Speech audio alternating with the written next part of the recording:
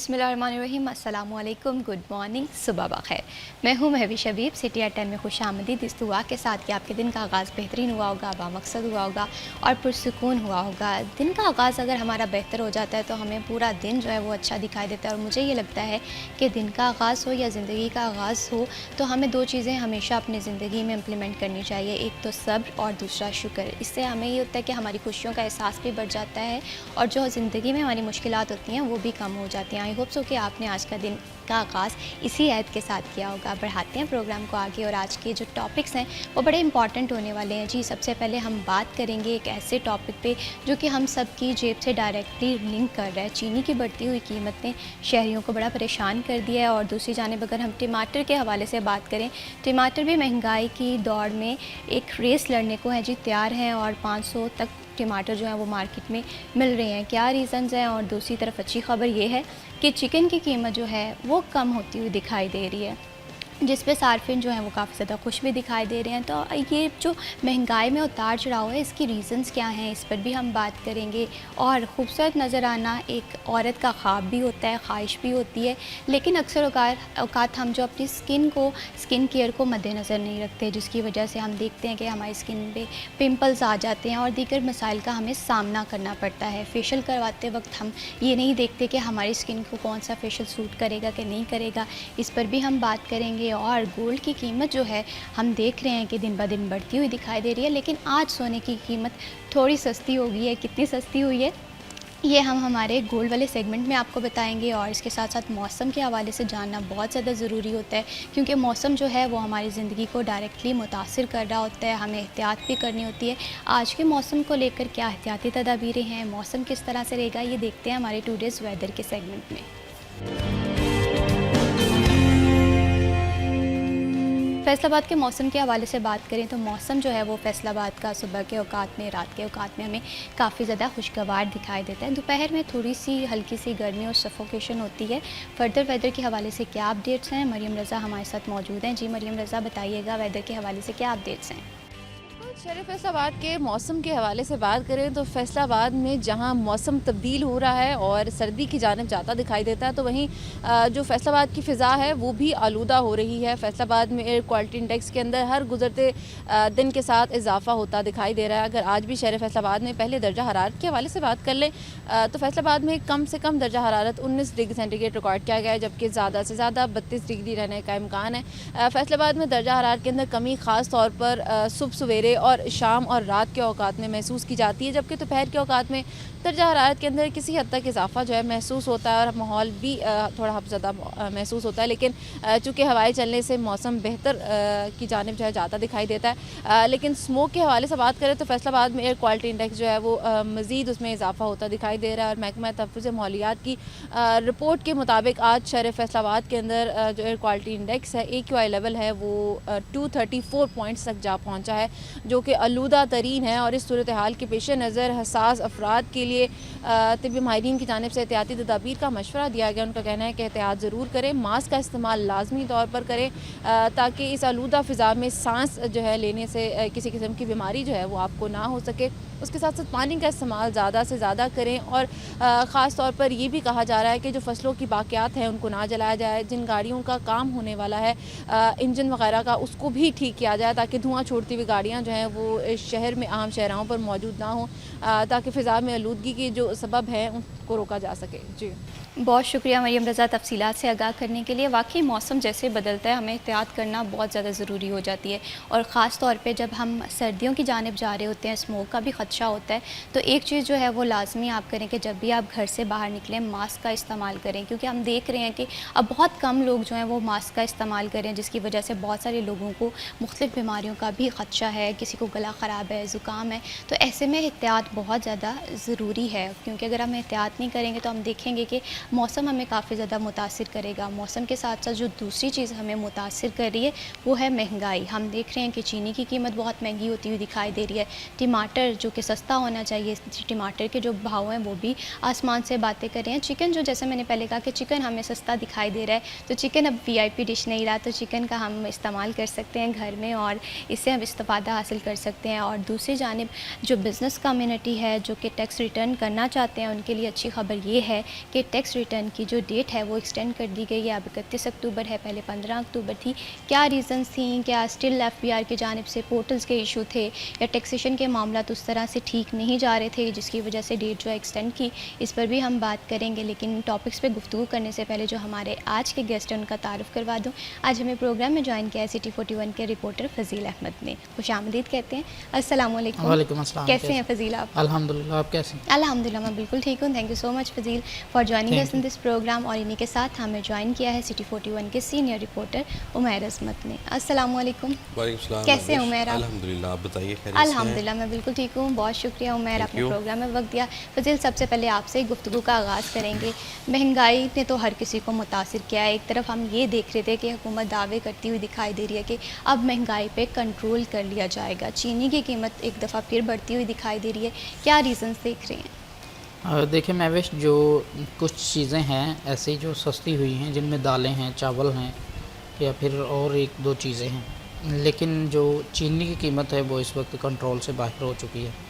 हुकूमत की जानिब से जो चीनी है वो इंपोर्ट भी की गई, सिर्फ इस चीज़ को मद्देनज़र रखते हुए कि कहीं रेट्स बहुत ज़्यादा ना इसके बढ़ जाएं, और ये ख़दशा था कि 200 रुपये से फ़ी किलो क्रॉस कर जाएगी। वो इंपोर्ट होने के बावजूद चीनी की कीमत जो है वो इस वक्त 200 रुपये से क्रॉस कर चुकी है। 205 210 ओपन मार्केट में मिल रही है। और जो इंपोर्ट की गई थी चीनी, वो जो शुगर डीलर्स हैं उनके मुताबिक वो चीनी घरों में इस्तेमाल के काबिल नहीं है। ठीक है। बारीक चीनी है वो, और बारीक चीनी आम तौर पर जो हमारे घरों में पसंद नहीं की जाती, उसका इस्तेमाल कम होता है। वो बेकरीज़ वगैरह फूड आइटम्स के अंदर जो है वो ज़्यादा इस्तेमाल उसका होता है। तो इस वक्त जो मेन इशू बताया जा रहा है कीमतें बढ़ने का, वो ये बताया जा रहा है कि शुगर मिलों से चीनी नहीं निकल रही। ठीक है। वहाँ से जो गाड़ियाँ हैं वो लोड ही नहीं हो रही। इसकी क्या रीज़न? उसकी वजह बताई जा रही है कि जी जो एक नया सिस्टम एफबीआर की जानिब से शुरू किया गया है शुगर मिलों के अंदर, कि वहाँ पर पोर्टल जो है वो एफबीआर का होता है। उसमें सारे चीनी जितनी भी किसी भी मिल से निकल रही है उसका रिकॉर्ड जो है वो एफबीआर के पास जाता है। वो पोर्टल का इशू है, वो पोर्टल नहीं चलता। उसमें जो भी अगर एक ट्रक निकला है वो XYZ ने लिया है तो उसके नाम से वो बाकायदा अपडेट किया जाता है कि ये चीनी इतनी जो है वो फ़लाँ बंदे ने ले ली है।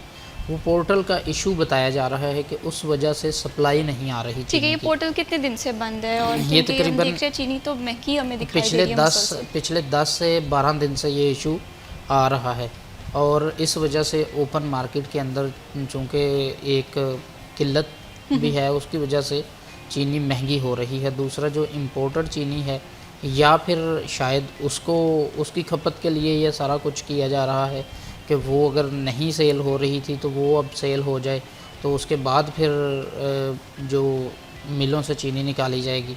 और उसके बाद फिर एक और चीज़ है कि पिछले दिनों जो प्राइस कंट्रोल सेक्रेटरी हैं उनसे शुगर मिलों के जो मालिकान हैं उन्होंने एक मीटिंग की थी। ठीक है। उस मीटिंग के अंदर उन्होंने ये कहा था मालिकान ने कि 1 नवंबर की बजाय जो क्रशिंग सीज़न है वो 1 नवंबर की बजाय एंड पर शुरू किया जाए। अच्छा, उन्होंने जो वजह बताई, जब पूछी सेक्रेटरी की जानिब से पूछी गई, तो उन्होंने कहा कि फ़सल अगर खड़ी रहेगी मज़ीद 15 से 20 दिन, ठीक है, तो उसमें होगा ये कि उसमें रस ज़्यादा बढ़ जाएगा और हम पैदावार ज़्यादा ले सकते हैं। अच्छा, मेरी एक शुगर डीलर से बात हुई थी, उन्होंने कहा कि अगर 15 दिन तक हम वेट कर लेते हैं गन्ने का खेत में खड़े का, तो अगर 1 मन गन्ने से हम 9 किलो चीनी हासिल करते हैं तो फिर उम्मीद की जा सकती है कि 1 मन गन्ने से हम 9.5 से 10 किलो चीनी जो है वो ले सकते हैं। तो इसलिए वो सिफारिश की गई है कि नवंबर के एंड पर किया जाए। अब अगर नवंबर के एंड पर शुरू किया जाता है क्रशिंग सीज़न, तो उसके लिए फिर जो इंपोर्ट की गई चीनी है वो भी उस खपत उसकी भी करनी है, और फिर मिलों में जो कोटा पड़ा है वो निकाला जाएगा ताकि अगली पैदावार है वो आने तक किसी किस्म की कोई किल्लत बड़ी ना हो। अनस्टेबिलिटी सी सिचुएशन हम देख रहे हैं कि एक तरफ हम देख रहे हैं कि पाकिस्तान में चीनी वाफिर मकदार में मौजूद थी, उससे एक्सपोर्ट कर दिया गया था, बाद में उसे इंपोर्ट कर दिया गया। ये हर दफ़ा ऐसे होता है कि आपकी जब पैदावार होती है तो फौरी तौर पर आप चीनी को एक्सपोर्ट करते हैं। अच्छा, 6 माह गुजरते हैं तो आपको पता चलता है कि जी हमारे पास तो किल्लत हो जाएगी, फिर आप इंपोर्ट करने लग जाते हैं। तो ये एक बड़ा इशू है अब कि पहले आप एक्सपोर्ट करते हैं फिर इंपोर्ट करते हैं, वो चाहे गंदम हो चीनी हो, ये ऐसे खेल खेले जाते हैं हर गवर्नमेंट के अंदर ही। अब जो FBR के पोर्टल का मसला है वो उमैर भाई मुझसे अब ज़्यादा जानते हैं कि वो पोर्टल का क्या मसला बन सकता है, वहाँ पर क्यों नहीं चल रहा, क्यों चीनी वहाँ से नहीं FBR के निकल रही। पोर्टल्स के हवाले से ना फजील बड़े मसले रहते हैं। हम देखते हैं कि बहुत सारे लोग अगर टैक्स रिटर्न भी करना चाहते हैं वो ये कहते हैं कभी पोर्टल्स नहीं चल रहे होते, कभी वेबसाइट डाउन होती हैं। तो इस पे उमैर आप किस तरह से इस चीज़ को देखते हैं? आप चीनी की कीमत पे हम बात कर रहे हैं कि अगर FBR का पोर्टल ही प्रॉब्लम करेगा, ये तो एक आम शहरी की ज़िंदगी को वो भी मुतासिर कर रहा है।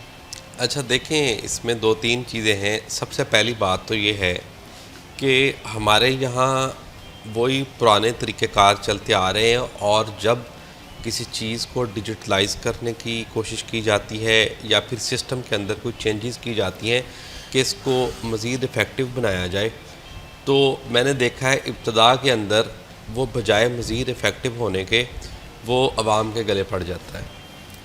आप ये कह लें कि हमारी जो अफसरशाही है ये इतनी नकम्मी है, नाअहल है। हमारे वो लोग जो कि इन महकमों में IT के अंदर बैठे हुए हैं बिलखुसूस, वो इतने निकम्मे हैं। मैं 2 महकमों की इसमें सिर्फ आपको छोटी सी मिसाल देता हूँ। FBR की बात करता हूँ। FBR में ट्राल एक है ऑटोमेशन के लिए जो पूरा एक शोबा है, और जितनी भी IT से रिलेटेड, ऑटोमेशन से रिलेटेड सर्विसेज हैं वो ये प्रोवाइड कर रहा है। सालाना अरबों रुपए इसका बजट है। और इसके बाद आप देखें कि मौजूदा साल की जो इनकम टैक्स रिटर्न है उसके अंदर उस सिस्टम की क्या सिचुएशन नहीं है, रिटर्न के अंदर गलतियाँ, सिस्टम का लिंक डाउन रहना, सिस्टम की सुस्त रवि, इस किस्म के दर्जनों मसाइल जो थे वो आए, और उनमें से बाज़ अभी तक बरकरार हैं। आप देखें जुलाई से नया माली साल शुरू होता है, जुलाई से रिटर्न स्टार्ट होना होती है, और अब अक्टूबर गुजर चुका है, दूसरी तिमाही भी पूरी होने वाली है, मतलब दूसरी तिमाही चल रही है। 4 महीने से ज़्यादा, 4 महीने का टाइम हो चुका है, अभी तक सिस्टम ठीक नहीं हो सका। एक बात, अब जो शुगर इंडस्ट्री है जिसकी फजील बात कर रहे हैं, यहाँ पर एक चीज़ ऑटोमेशन के लिए ही लागू की गई थी, उसका नाम था ट्रैक एंड ट्रेस सिस्टम। ठीक है।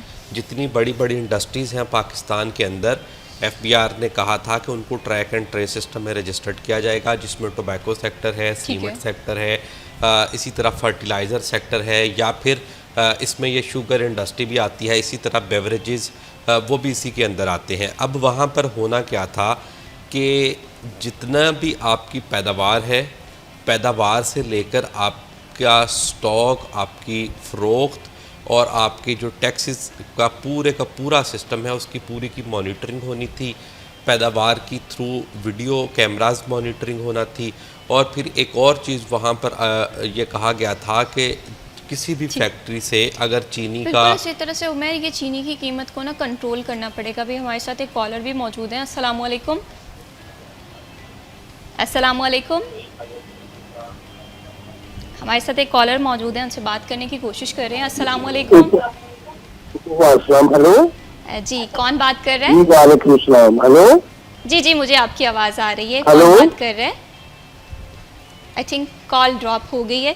शहरियों को बड़ी तशवीश है जी, जाहिर सी बात है। हम देखते हैं कि महंगाई कम होने का नाम नहीं ले रही है। कभी पेट्रोलियम मसनूआत महंगी हो जाती है और कभी चीनी जो है वो महंगी हो जाती है। टमाटर की जो इसकी प्राइस है ये भी कंट्रोल में नहीं आ पा रही। तो बड़ी एक अनसर्टन सी सिचुएशन है। फर्दर भी इस पर बात करेंगे। वक्त हुआ जी ब्रेक का। स्टे विद अस।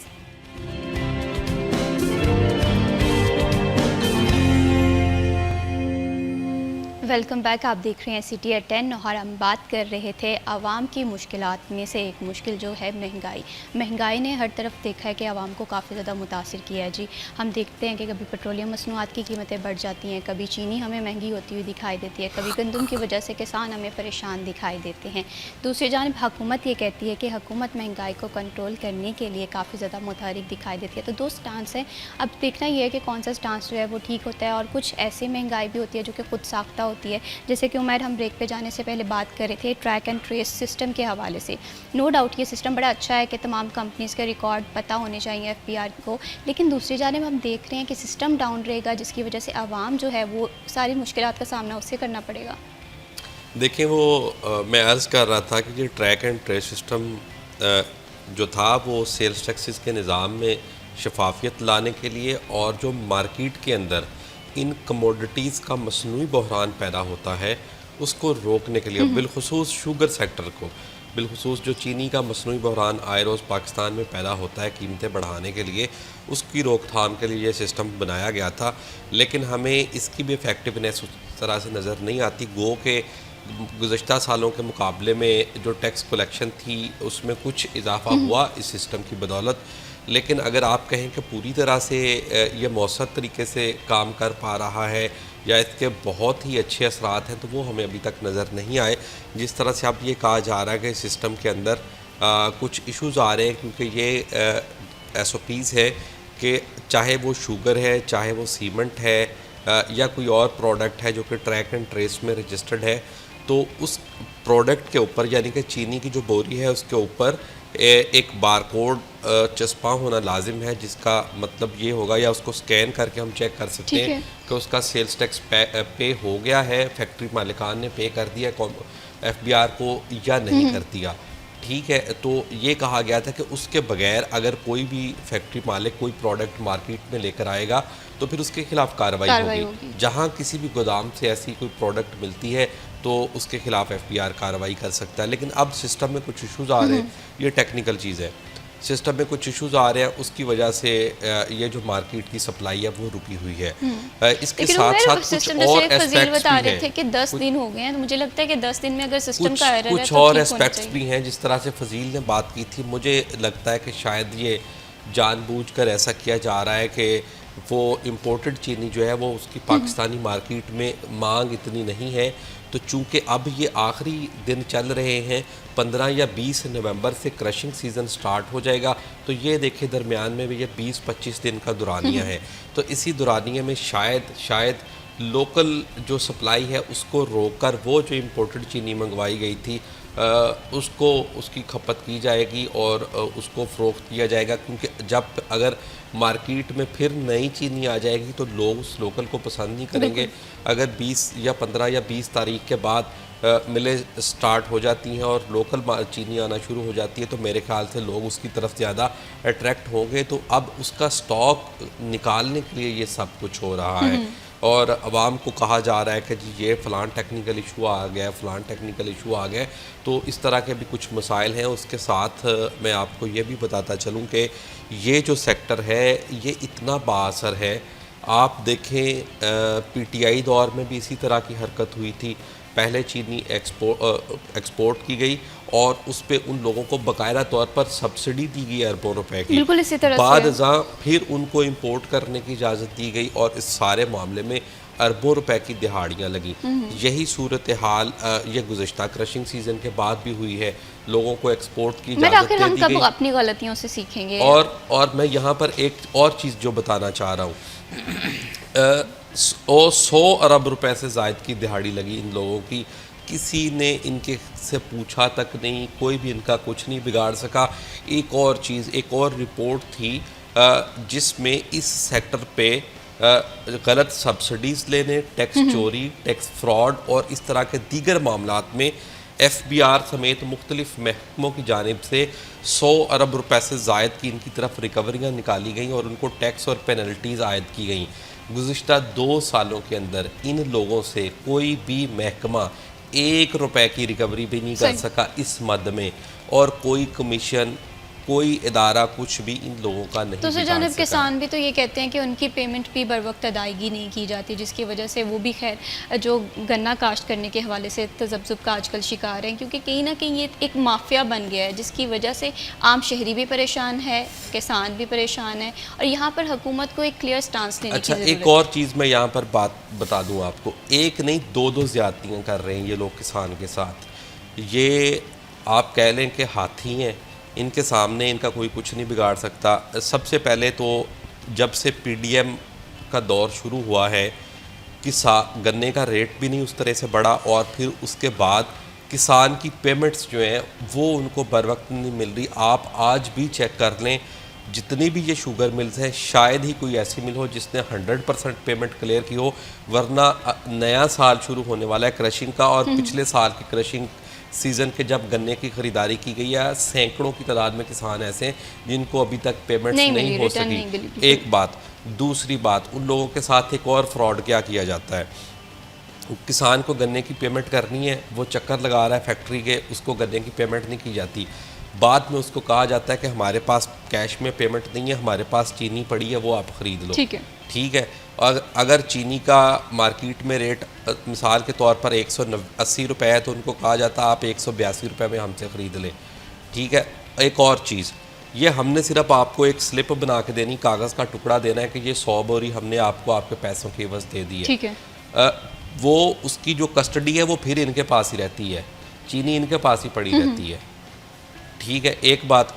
दूसरी बात, ये सेल उन लोगों के नाम पे डाल देते हैं, उन्होंने तो मजबूरी में अपनी पेमेंट निकलवाने के लिए इनसे चीनी ली, ये सेल उनके नाम पे डाल देते हैं। FBR उनको टैक्स के नोटिस भेज देता है कि आप चीनी का कारोबार कर रहे हैं, आपने फ़लाँ फैक्ट्री से 100 या 200 या 300 बैग चीनी का ख़रीदा है, लिहाजा ये आप इतना सेल टैक्स पे करें, बसूरत दीगर FBR आपके खिलाफ कार्रवाई करेगा। दूसरी वारदात होगी। तीसरी वारदात ये होती है, चीनी इनके पास ही पड़ी रहती है, ये बाद में फिर कहते हैं हाँ भाई आपको अगर पैसे चाहिए, आपकी ये चीनी 150 रुपये में फ़रोख्त हम करेंगे। ठीक है। अच्छा, वो किसान क्या करे? ये हो क्या रहा है? ठीक है ना, कस्टडी तो उसके पास है ही नहीं, वो कहता है चलें ठीक है मेरी 150 में बेच दें आप। अच्छा, फिर 150 में बेच दी जाती है, वही चीनी जो उसको 182 में, 190 में, 180 में दी गई, वो 150 में सेल की जाएगी, फिर पैसे उसको अपनी मर्ज़ी से दिए जाएंगे। ये सारे चेन चक्कर चल रहे हैं, और यहाँ पे कोई नहीं पूछने वाला, किसानों की दाद रसी करने वाला कोई नहीं है। अगर गंदम का रेट कम हुआ, उस तरह से किसान का इस्तेसाल हुआ, तो गन्ने में इस तरह से किसान का इस्तेसाल हो रहा है, और ये गुज़श्ता कई बरसों से होता चला आ रहा है, मगर कोई भी नहीं पूछता। बिल्कुल, इसमें हुकूमत को थोड़ा सा इफेक्टिव रोल मुझे लगता है प्ले करने की ज़रूरत है। एहतसाब होना चाहिए, चेक एंड बैलेंस रखना चाहिए, FBR के मामलात भी थोड़े से एटलीस्ट ट्रैक में आने चाहिए, सिस्टम डाउन नहीं होना चाहिए। फजील, इस पर मैं आपका पॉइंट ऑफ व्यू ये जानना चाहती हूँ कि मुझे ये लगता है कि अगर एहतसाब के हवाले से बात करें, चेक एंड बैलेंस के हवाले से बात करें, हुकूमत को यहाँ पर अपना रोल ज़्यादा प्ले करने की ज़रूरत है। किस तरह से देखते हैं हुकूमत का? देखें महविश, जिस तरह से उमैर भाई ने बताया है कि जब से PDM की गवर्नमेंट आई है, तो तब से इस माफिया के ख़िलाफ़ एक भी कार्रवाई नहीं की गई, ना कोई इनसे पैसा निकलवाया गया।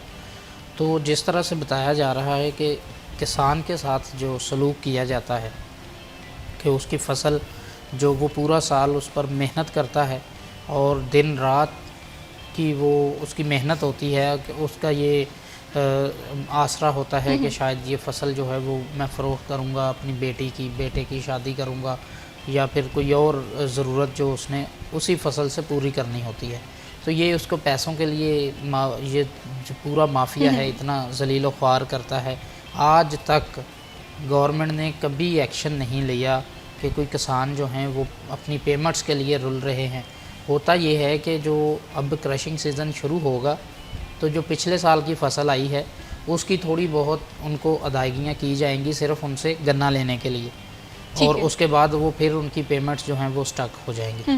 तो गवर्नमेंट कब कार्रवाई करेगी, ये कब इनको समझ आएगी? अगर यकीन करें कि किसान ने जिस तरह इन्होंने गंदम का रेट दिया किसान को, और किसी से 2000, किसी से 2100, किसी से 2200 ख़रीदी, उसके बाद जब इन्होंने देखा ना कि अब पूरी गंदम जो है वो माफिया के पास स्टॉक हो गई है, और वही हुकूमत में बैठे लोग हैं वो जो स्टॉक करते हैं, तो साथ ही आपने 3500 रेट निकाल दिया। अभी तो गंदम जो है वो किसान ने खेतों में उसका बीज भी नहीं लगाना शुरू किया, और आपने नया रेट दे दिया है गंदम का।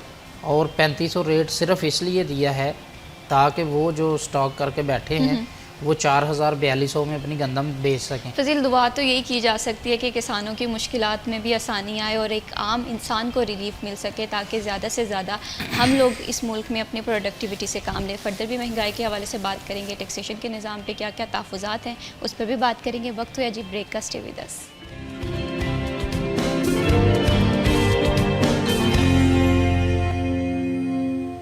वेलकम बैक जी। आप देख रहे हैं CTI 10 और अब बात कर लेते हैं FBR के हवाले से, टैक्सेशन के हवाले से।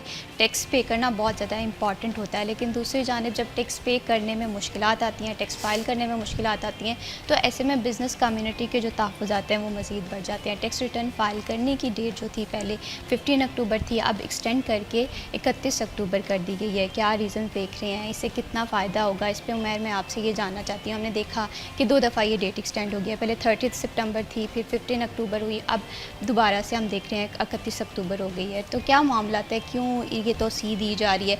टैक्स रिटर्न करते हुए लोगों की तादाद कम है या क्या प्रॉब्लम्स हैं? देखिए, अगर मैं स्पेसिफिक इस साल की बात करूं तो इस साल बार बार एक्सटेंशन की वजह खुद FBR है। FBR का जो सिस्टम है उसके अंदर बेशबहा गलतियां थीं।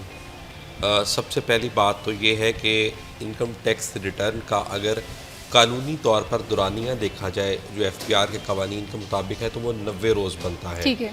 यानी कि कानून के मुताबिक 1 जुलाई पे FBR ने रिटर्न अपने पोर्टल पे अपलोड करके उसका बाकायदा तौर पर SRO जारी करना होता है कि ये फ़ाइनल रिटर्न है, अब और लोग इसको फ़ाइल करना शुरू कर दें। और फिर वो 30 सितंबर तक उसके 90 दिन बनते हैं, तो उस हिसाब से 90 दिन की आखिरी डेडलाइन बनती है रिटर्न की। बिल्कुल। लेकिन FBR ने मुझे जहाँ तक याद पड़ता है 15 जुलाई के करीब इसका जो ड्राफ्ट था वो जारी किया। इस बार 15 दिन मतलब इब्तिदा में लेट हो गए। फिर जाके उसका जो SRO जो 1 जुलाई को ही जारी होना चाहिए था वो FBR ने जारी किया है 18 अगस्त को। ठीक है। अगर कानूनी तौर पर अगर हम इसका दुरानिया गिने तो अब वो 18 अगस्त से बनता है, तो उस हिसाब से 90 रोज़ पूरे होने चाहिए। ठीक है। फिर उसकी डेडलाइन पूरी होनी चाहिए। लेकिन यहाँ कौन देखता है कानून को, या इदारों की अपनी मर्ज़ी या मुँह ज़ोर है जो मर्ज़ी कर लें। अच्छा, खैर ये एक चीज़ होगी। सेकंड चीज़, उसमें जो FBR का टैक्स कैलकुलेटर है उसमें गलतियाँ थीं, अभी मौजूद हैं कुछ, कि अगर मैं उसमें कैलकुलेशन करता हूँ जी कि मेरी माहाना आमदन 1.5 से 2 लाख रुपए, किसी महीने में 3 लाख गई, और मैं उस हिसाब से उसकी कैलकुलेशन करके जब अपना टोटल फिगर टैक्स का निकालूंगा, वो अगर बनना 3 लाख है तो इधर या 3.5 लाख बन रहा होता है या 2 लाख बन रहा होता है। तो इस किस्म की गलतियाँ टैक्स कैलकुलेशन के अंदर भी आ रही थीं और अभी भी आ रही हैं। एक और चीज़ है, मिसाल के तौर पर एक इंडस्ट्रियल कंज्यूमर है या कमर्शियल कंज्यूमर है या डोमेस्टिक है। चलें, डोमेस्टिक का तो बिल कम होता है, वो अपने बिजली और गैस के बिल पर माहाना लाखों रुपए टैक्स पे कर रहा है FBR को। ठीक है। जो लोग फाइलर हैं उनके टैक्स एडजस्ट हो जाते हैं कानून के मुताबिक, लेकिन इस बार उनके वो जो लाखों रुपए उन्होंने या करोड़ों रुपए टैक्स पूरा साल दिया वो एडजस्ट करने की भी ऑप्शन नहीं थी रिटर्न के अंदर। ये चीज़ भी हो गई। अच्छा, उसके बाद आप वैसे अपने जो आपके रीफंड्स बनते हैं पूरे साल के, उन रीफंड्स को भी एडजस्ट करने की सहूलत होती है रिटर्न के अंदर कि आपका पूरे साल के अंदर रिफ़ंड बना है 5 लाख, 10 लाख, 1 करोड़ रुपया, तो आप इस साल के टैक्स के अंदर उस रिफ़ंड को एडजस्ट कर सकते हैं। और बाकायदा तौर पर उसके अंदर कॉलम मौजूद होता है रिटर्न के अंदर जो इलेक्ट्रॉनिक रिटर्न है।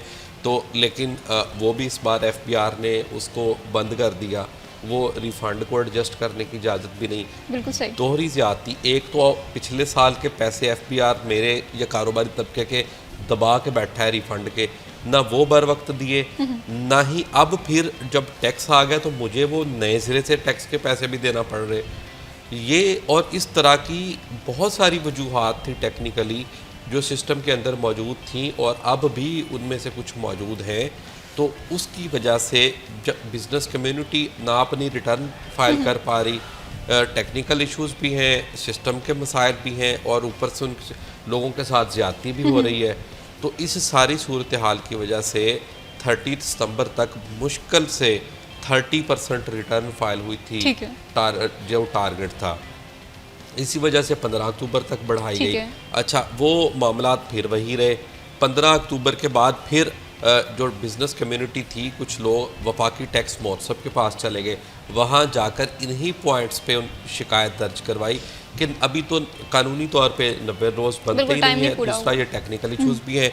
तो फिर वफाकी टैक्स महोत्सव की को, और वहाँ पे जो FBR अफसरान थे उन्होंने अपनी इस गलती को एडमिट किया और फिर ये 16 दिन का इजाफा करके 31 अक्टूबर कर तो दिया उमर, गया। अभी भी यही सिचुएशन, यही मामला आप देख रहे हैं कि डेट तो एक्सटेंड हो गई है, लेकिन प्रॉब्लम्स अगर जूं की तूं है, तो मुझे ये लगता है कि डेट एक्सटेंड करने का फ़ायदा अच्छा, नहीं अब होगा। जो सिस्टम है वो प्रॉपर तरीके से चल पड़ा है। ठीक है। दूसरा एक और चीज़ थी, 30 सितंबर तक की अगर हम बात करें तो FBR 27 सितंबर तक रिटर्न के अंदर तब्दीलियाँ भी करता रहा है।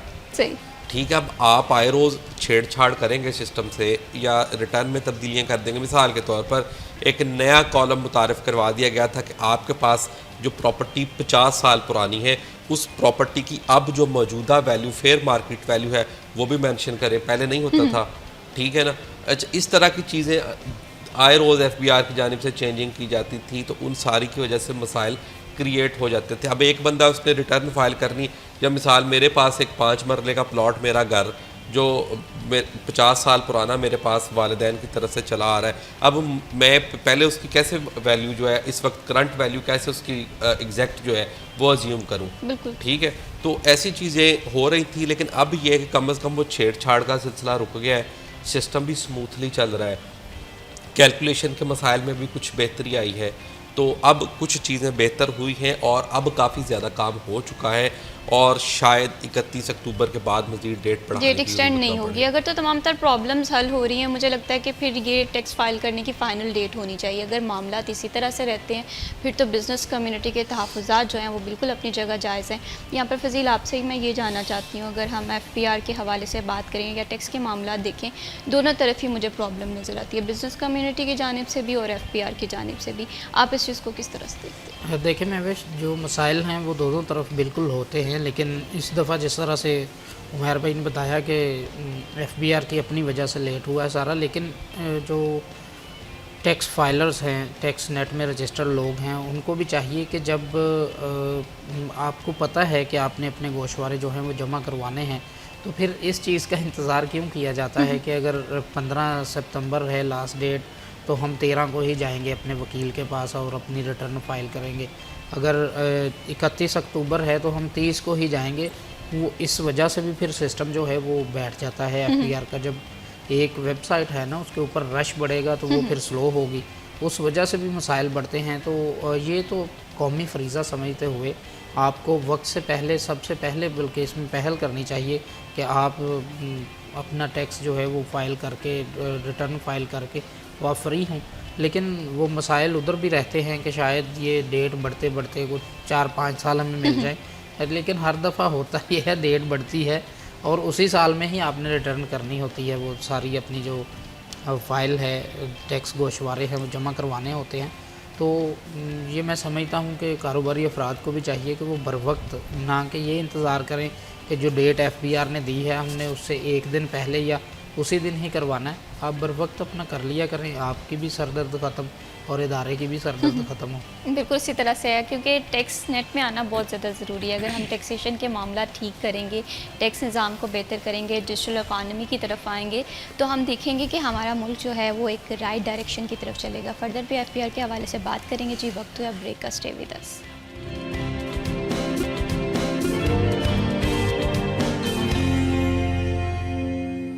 वेलकम बैक जी, आप देख रहे हैं सिटी एट 10। अब बात कर लेते हैं गोल्ड की प्राइस के हवाले से। महंगाई के दौर में आवाम को थोड़ा सा रिलीफ जो है वो मिल गया है।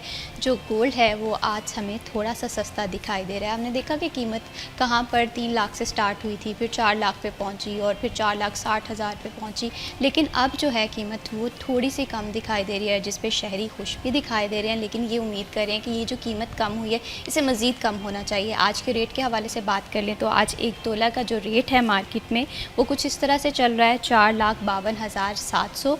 और इसी तरह से 10 ग्राम के हवाले से बात करें तो 3,88,123 में 10 ग्राम गोल्ड फ़रोख्त किया जा रहा है। अभी भी इस कीमत को अगर मजमूई तौर में हम देखें तो ये महंगी दिखाई दे रही है। आम इंसान की पहुंच से अभी भी गोल्ड काफ़ी ज़्यादा बाहर दिखाई दे रहा है, लेकिन फिर भी ये उम्मीद की जा रही है कि आने वाले दिनों में गोल्ड जो है वो सस्ता दिखाई दे, लेकिन इस पर कुछ क्लियर स्टांस नहीं हम दे सकते। कहते हैं कि महंगा भी हो सकता है। करेंसी के रेट के हवाले से बात कर लेते हैं जी। आज सबसे पहले देखते हैं कि यूरो की मार्केट में बाइंग पावर क्या चल रही है। यूरो की आज की कीमत जो है बाइंग के हवाले से वो 331.7 है और इसी तरह से 335.2 में फ़रोख्त किया जा रहा है। सऊदी रियाल के हवाले से बात करें 75.45 में बाय किया जा रहा है और 76.1 में फ़रोख्त किया जा रहा है। यूएई दिरहम के हवाले से बात करें 76.75 में बाय किया जा रहा है और 77.75 में फ़रोख्त किया जा रहा है। यूके पाउंड के हवाले से बात करें 380.65 में बाय किया जा रहा है और 383.65 में फ़रोख्त किया जा रहा है। यूएस डॉलर के हवाले से बात करें 282.55 में बाय किया जा रहा है और 282.75 में फ़रोख्त किया जा रहा है। अगेन मजमूई तौर पे हम सिचुएशन देखें, हमें डॉलर जो है वो मुस्तहकम दिखाई दे रहा है, पाउंड की कीमत जो है वो भी स्टेबिलिटी की तरफ दिखाई दे रही है। तो यूके करेंसी और पाउंड जो है वो स्टेबल है, जिस पे हम ये देख सकते हैं कि हमारे जो इकनॉमिकल सिचुएशन है उस पर भी थोड़ा सा फ़ायदा होगा। गोल्ड की कीमत जो है इस पर थोड़े से अभी भी तहफ़्फ़ुज़ात का शिकार है आवाम भी, बिज़नेस कम्युनिटी भी। I hope so let's see कि आने वाले दिनों में सिचुएशन क्या देखने को मिलती है। ब्रेक पे जाने से पहले हम बात कर रहे थे टैक्स रिटर्न फाइल करने की जो डेट है एक्सटेंड कर दी गई है और अब मजमूई तौर पर हम बीइंग अ सिटीज़न ये सोचते हैं कि शायद डेट जो है उसमें मज़ीद तोसी कर दी जाए, एक्सटेंड कर दी जाए, लेकिन अक्सर औक़ात ऐसा नहीं होता। वो लोग जो कि 31 अक्टूबर को अपने टैक्स रिटर्न फाइल नहीं करेंगे उन्हें क्या नुकसान होंगे, इस पे मैं आपसे जानना चाहती हूँ, ताकि मैं चाहती हूँ कि तमाम लोग जो हैं वो टाइमली जो है अपने टैक्स रिटर्न फाइल करें, ताकि हम हमारे मुल्क का सोचें। मुल्क में बेहतरी आएगी अगर हम टैक्स रिटर्न फाइल करते हैं टाइमली। देखिए उसमें स्पेशली जो विद होल्डिंग टैक्सेस है ना, उनमें काफ़ी ज़्यादा फ़र्क आ जाता है। मिसाल के तौर पर अगर एक फाइलर शख्स प्रॉपर्टी की ख़रीदो फरोख्त करता है तो उस पर 3-4% टैक्स लगेगा FBR का, अगर वो फाइलर है। अगर वो नॉन फाइलर है तो वही उस पर टैक्स की शरह जो है वो 11% से भी ज़ायद चली जाएगी। आप इसमें देखिए कितना फ़र्क है। इसी तरह अगर एक फाइलर शख्स अपने नाम पर गाड़ी रजिस्टर्ड करवाता है तो उस पर टैक्सेस की शरह कम होगी। अगर नॉन फाइलर एक नई गाड़ी ख़रीदता है तो उस पर टैक्सेस की शरह ज़्यादा होगी। इसी तरह अगर एक फाइलर शख्स किसी भी बैंक से रकम निकलवाता है और उस पर आप देखें कोई टैक्स नहीं होता, विद होल्डिंग टैक्स नहीं होता। अगर नॉन फाइलर ज़्यादा अमाउंट रकम निकलवाता है, 1 लाख रुपए या उससे ज़ायद निकलवाता है, तो उस पर जो टैक्स की शरह है वो ज़्यादा होगी। तो यही सिचुएशन अदर कंडीशंस में भी होती है। और अगर हम कारोबार के हवाले से देखें, अगर इंपोर्ट एक्सपोर्ट के बिज़नेस को देखें या इसी तरह वो लोग जो कॉन्ट्रैक्टर्स हैं, तो जितनी भी अच्छी कंपनियां होती हैं, गवर्नमेंट इदारे होते हैं, वो सिर्फ़ और सिर्फ उन लोगों के साथ ही काम करते हैं, कारोबार करते हैं जो लोग फाइलर होते हैं, टैक्स नेट में रजिस्टर्ड होते हैं, उन्होंने अपनी रिटर्न प्रॉपर फाइल कर रखी होती है, तो सिर्फ उन लोगों को ही कॉन्ट्रैक्ट दिए जाते हैं। ठीक है। तो इस अगर हम आम शहरी के तौर पर देखें तो ये विद होल्डिंग टैक्सेस जितने भी हैं, जिस तरह मैंने बताया, आप प्रॉपर्टी की खरीदो फरोख्त कर रहे हैं, आप बैंकिंग ट्रांजैक्शंस कर रहे हैं, आपको गाड़ी मोटरसाइकिल अपने नाम पर रजिस्टर्ड करवा रहे हैं, इस तरह अपने बच्चों की फ़ीस जमा करवा रहे हैं यूनिवर्सिटी की, कॉलेज की, उस पर विद होल्डिंग टैक्स इम्प्लीमेंट होता है। तो इस तरह इसी तरह अगर आपने बैंकों के अंदर पैसे रखे हुए हैं तो बैंक से जो प्रॉफिट आपको आ रहा है तो वो 50-50 का फ़र्क है। फाइलर के लिए 15%, नॉन फाइलर के लिए 30% उस पर टैक्स इम्पोज होता है। तो फ़वाइद तो बहुत ज़्यादा है फाइलर होने के। तो मैं ये समझता हूँ कि वो इस मौजूदा दौर में तो तमाम लोगों को जिनकी भी थोड़ी सी कंडीशन बेहतर है, उनकी इनकम 50,000 रुपये या उससे ज़ायद है, वो किसी गाड़ी के मालिक हैं, उनके पास 10 मरले या उससे बड़ा प्लॉट है, वो बिजली या सुई गैस के कमर्शियल या इंडस्ट्रियल कंज्यूमर हैं, तो उन तमाम लोगों को ना सिर्फ टैक्स नेट में रजिस्टर्ड होना चाहिए बल्कि अपनी रिटर्न भी बाकायदगी के साथ फाइल करनी चाहिए और टैक्स भी बाकायदगी के साथ अदा करना चाहिए। इससे ये सबसे पहले तो एक कौमी फरीज़ा है, क्योंकि वो लोग जिनकी इनकम काबिल टैक्स है, अगर वो टैक्स पे करेंगे तो ही इस मुल्क के इदारे प्रॉपर तरीके से चल सकेंगे। आपके सरकारी अस्पतालों की कंडीशन बेहतर होगी, आपका रोड इंफ्रास्ट्रक्चर बेहतर होगा, तालीमी इदारों की हालत बेहतर होगी, जो सरकारी तालीमी इदारे हैं, आवाम को सहूलियात मिल सकेंगी। इसके साथ साथ जो है वो आपको अपना पर्सनल बेनिफिट्स भी हैं, जिस तरह मैंने बताया टैक्सेस के मैटर्स में, बिज़नेस के मैटर्स में।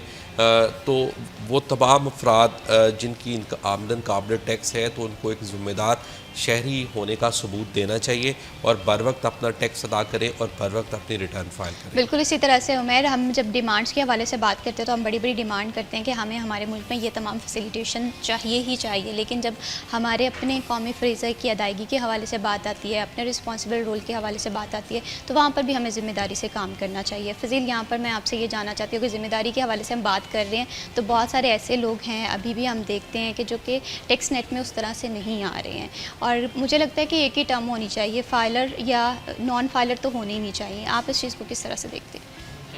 देखिए, ये बिल्कुल आपने ठीक बात की है कि तमाम वो लोग जिस तरह से उमैर भाई ने बताया कि जिनकी इनकम काबिल टैक्स है वो उनको टैक्स नेट में आना चाहिए, और ये कौमी फ़रीज़ा है। और इसमें इसके साथ साथ आपके अपने बहुत सारे फ़वाइद हैं कि अगर फ़र्ज़ करें मैं कोई चीज़ ख़रीदता हूँ, मैं नॉन फाइलर हूँ, मैं 11% टैक्स दूँगा, आप फाइलर हैं तो आप 3-4% टैक्स देंगी, तो इसमें फ़ायदा तो आपका हो रहा है ना। अगर एक चीज़ मैं 1 करोड़ रुपए की ख़रीदता हूँ और उसमें मैं 1 लाख या 1.25 लाख रुपए टैक्स दे देता हूँ, तो वो टैक्स जब मैंने उसको बेचना है फिर भी मैंने इतना टैक्स देना है, इसके साथ साथ दीगर टैक्सेस देने हैं। तो वो चीज़ तो मैं 1 करोड़ रुपए इन्वेस्ट कर रहा हूँ मुनाफे के लिए, तो आपका मुनाफा जो है वो अगर टैक्सेस की सूरत में चला जाएगा, क्योंकि टैक्स तो देना ही पड़ेगा आपको, आप फाइलर हैं या नॉन फाइलर हैं, तो अगर आप टैक्सेस के लिए वो सारा पैसा आपका चला जाएगा, जो बचत होगी, तो फिर फ़ायदा तो कोई ना हुआ। अगर आप फाइलर होंगे तो थोड़ा बहुत तो आप मुनाफा कमा सकते हैं। तो इसलिए जो कोई भी कारोबार छोटा मोटा करता है, कोई सैलरीज पर्सन जो जिनकी सैलरी 50,000 जिस तरह से उमैर भाई ने बताया इससे ज़्यादा है, उनको भी टैक्स नेट में आना चाहिए। देखें, जितने जो लोग ज़्यादा इसमें रजिस्टर्ड होंगे टैक्स नेट में, वो हमारे मुल्क के हालात भी उतने ही बेहतरी की तरफ जाएंगे, क्योंकि आप जब हम लोग जो हैं वो बाहर के ममालिक की मिसालें देते हैं, और वहाँ पर अगर पाकिस्तान से कोई बंदा गया है ना, तो उसने भी वहाँ जाकर सबसे पहले तो उनको टैक्स देना ही देना है। बिल्कुल इसी तरह से। तो हम अपने मुल्क के अंदर रहकर अपने मुल्क के लिए टैक्स क्यों नहीं देते? ये मैं हमेशा कहता हूँ कि लोगों का माइंडसेट जो है वो बनाने की ज़रूरत है, लोगों को एजुकेट करने की ज़रूरत है कि ये FBR जो है ये कोई जिन नहीं है, ये आपके फ़ायदे के लिए बैठे हैं। तो एक तो FBR के नाम से डरते हैं लोग, ये भी कम होना चाहिए, और हमें देखना चाहिए कि तमाम तर मामला जो है वो एटलीस्ट ऐसे ही डायरेक्शन में हो। बहुत शुक्रिया Fazil Ahmed for joining us in this program. बहुत शुक्रिया मुअज़्ज़मत, आपने प्रोग्राम में वक्त दिया जी। FBR के मसाइल के हवाले से बात की, आवाम के महंगाई की सिचुएशन जो है वो आवाम को काफ़ी परेशान करी। आई होप सो कि महंगाई को कंट्रोल किया जाए, और 31 अक्टूबर जो है वो टैक्स पे करने की, टैक्स रिफाइल करने की लास्ट डे है, इसे आप लाजमी जिसे बेस पर नेगोशिएशन मत करिएगा। यहाँ पर वक्त हुआ है जी ब्रेक का, स्टे विद अस।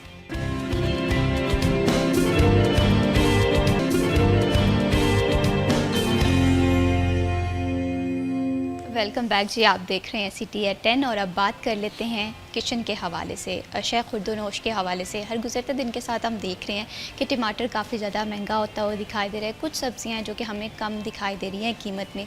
ऐसे में मार्केट में जाने से पहले अशया की कीमतों के हवाले से आपको नॉलेज लाजमी होना चाहिए, ताकि आपके लिए आसानी हो जाएगी कि भाव ताव करते हुए। ख़ासतौर पर इसीलिए हम आज के भाव सेगमेंट तरतीब देते हैं, ताकि आपको अवेयरनेस हो कि कौन सी सब्ज़ी किस भाव बिक रही है, फलों के आज क्या रेट चल रहे हैं, चिकन की कीमत जो कि कम है तो किस कदर कम है, क्या प्राइसेस वगैरह, ये जानना बहुत ज़्यादा ज़रूरी है। तो देखते हैं हमारे आज के भाव सेगमेंट में।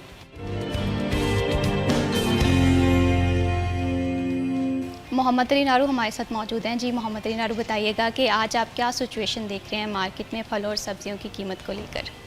जी बिल्कुल, फैसलाबाद मार्केट कमेटी की जानिब से बरोज़ बुध की रेट लिस्ट जारी कर दी गई है। ब्रायलर मुर्गा गोश्त 22 रुपये महंगा होता है, 388 रुपये से बढ़कर 410 रुपये फ़ी किलो, मार्केट में 450 रुपये फ़ी किलो में दस्तियाब है। इसके साथ साथ फार्मी अंडा अगर बात कर ली जाए तो 1 रुपये इजाफे के बाद 329 रुपये से बढ़कर 330 रुपये फ़ी दर्जन हो गया है। सब्जियों की कीमतों का जायज़ा लिया जाए तो आलू कच्चा छिलका 5 रुपये कमी के बाद 85 से कम होकर 80 रुपये, मार्केट में भी 80 रुपये में दस्तियाब है। प्याज की कीमत बगैर रद्द-बदल के 85, मार्केट में 150। टमाटर 5 रुपये महंगा होता है, 165 से 170 रुपये, मार्केट में 600 रुपये फ़ी किलो में दस्तियाब है। अदरक चाइना 20 रुपये सस्ता होता है, 550 से 530 रुपये, मार्केट में 550। लहसन हरनाई साहब का कीमत पर कायम रहता हुआ 290, मार्केट में 350।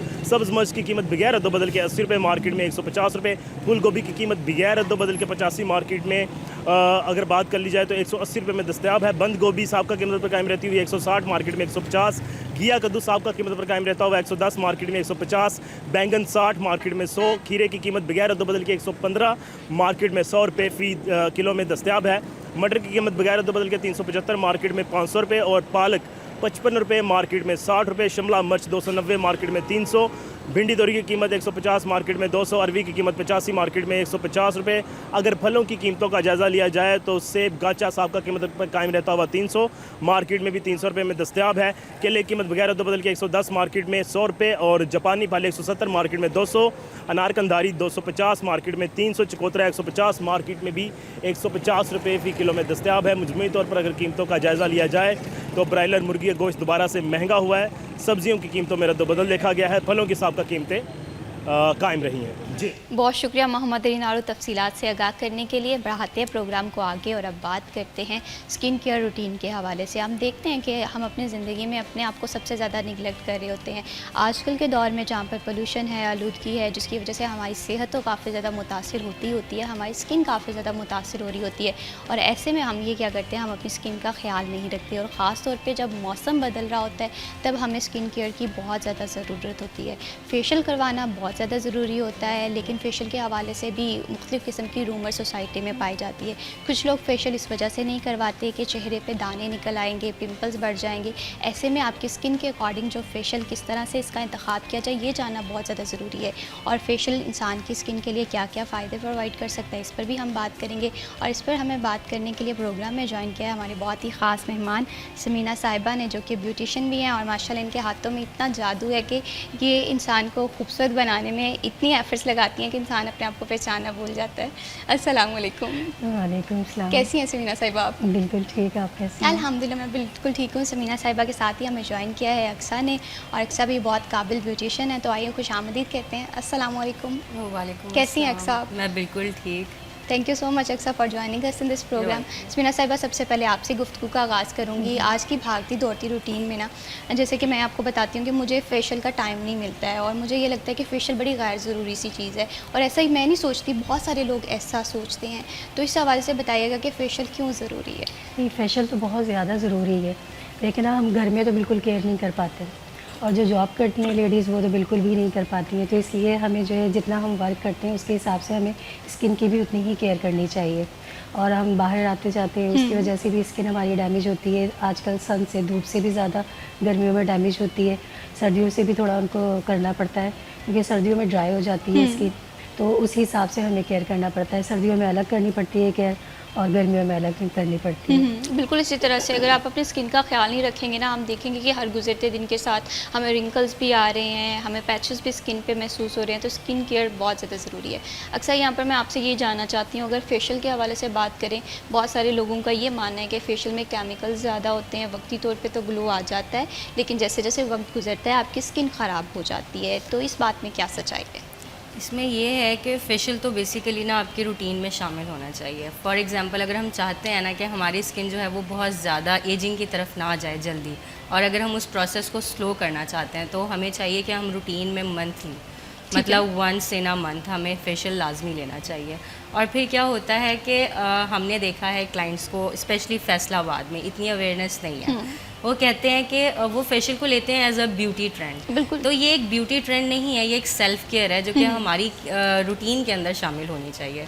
अब क्या होता है कि सीज़न स्टार्ट हो गया है, वेडिंग्स स्टार्ट हो गई हैं, तो आपने उससे पहले एक बार फेशियल ले लेना है और फिर आप वेडिंग अटेंड कर लेंगे। ये एक प्रॉपर क्राइटेरिया नहीं है फेशियल का। सही। अगर आप चाहते हैं कि लॉन्ग टर्म में आपकी स्किन ग्लो करे और आप थोड़ा सा फ़िल्टर फ्री होना चाहते हैं, अब हाँ बहुत ज़्यादा फ़िल्टर आ गए हैं, लेकिन हमने लोगों को मिलना तो लाइव ही होता है ना, बिल्कुल इसी तरह तो से। हमें फ़िल्टर फ्री रहना चाहिए थोड़ा सा, और फ़िल्टर फ्री रहने के लिए ज़रूरी है कि हम अपनी स्किन को इतना अच्छा ट्रीट करें। अब हम मेकअप करवा लेते हैं, मेकअप में भी हम जब जाते हैं, जब तक हमारी स्किन इतने अच्छे से ग्लो नहीं करती ना, तो मेकअप भी इतना अच्छा ग्लो आपको नहीं देता। अभी इस तरह से, जिस तरह से अभी शादियों का सीज़न का आगाज़ हो रहा है, हमने देखा होगा कि ये गलतियां आम इंसान तो करते ही करता है, जिनकी शादी होती है वो भी सिर्फ बहुत शादी ज़्यादा वाले गलती दिन ही करते हैं। ब्यूटी पार्लर का ये face देख के चेहरा देख स्पेशली के जो होती है। ब्राइड टू बी है ना, उनके लिए तो ये टिप है, या आप समझ लें एक हैक है। अगर वो चाहते हैं ना कि हमारी स्किन ग्लो करे, और हमारी शादी पे भी और शादी के बाद भी। देखें, शादी पे तो आपने मेकअप कर लिया, शादी के बाद आप क्या करेंगे? आपकी दावतें हैं, आपने जाना है, ऑल टाइम फैमिली में रहना है। तो जो एक मैरिड पर्सन है ना, मैं कहती हूँ उसको ज़्यादा स्किन केयर की और सेल्फ केयर की ज़रूरत है, क्योंकि जब आप मैरिड नहीं थे एक और सिनेरियो था, लेकिन मैंने देखा तब लेडीज़ केयर करती हैं, लेकिन मैरिड पर्सन जब आप हो जाते हैं उसके बाद आपको ज़्यादा केयर की ज़रूरत होती है, आपकी रिस्पॉन्सिबिलिटीज़ बढ़ जाती हैं, ड्यूटीज़ बढ़ जाती हैं, लेकिन हमें उसमें अपने आप को नहीं छोड़ना चाहिए। मतलब मंथ में हमें 1 टाइम या 1 डे अपने आप को लाजमी देना चाहिए। बिल्कुल सही बात है, अपनी स्किन का ख्याल हमें सबसे ज़्यादा ज़रूरी है रखना। और इसमें ये भी बात है स्मीना साहिबा कि हम देखते हैं कि फेशियल के हवाले से अमूमन एज फैक्टर भी आ जाता है, कि हालांकि सबसे ज़्यादा ज़रूरत होती है जब हम टीन एज में जा रहे होते हैं, तब हमें अपनी स्किन का ख्याल रखना ज़रूरी है। 30+ में हमें स्किन केयर की ज़रूरत होती है, लेकिन सबसे ज़्यादा हम इन ही एजेस में अपनी स्किन का ख्याल रखना भूल जाते हैं। तो किस तरह से ख्याल रखा जाए? और फेशियल करते हुए और फेशियल का इंतखाब बहुत ज़्यादा ज़रूरी है आज के दौर में। देखिए केमिकल्स कितने आ गए हैं। लोग घर में भी आप केयर कर सकते हो, हर्बल चीज़ों से आप कर सकते हो। फ्रूट घर में आते हैं, उसके छिलके होते हैं, हम उनसे भी थोड़ा बहुत कर सकते हैं। सब्जियां आती हैं, उनसे भी कर सकते हैं। ज़रूरी नहीं है कि हमारे पास ब्रांडेड क्रीमें ही हों तो हम उन्हीं से ही करें।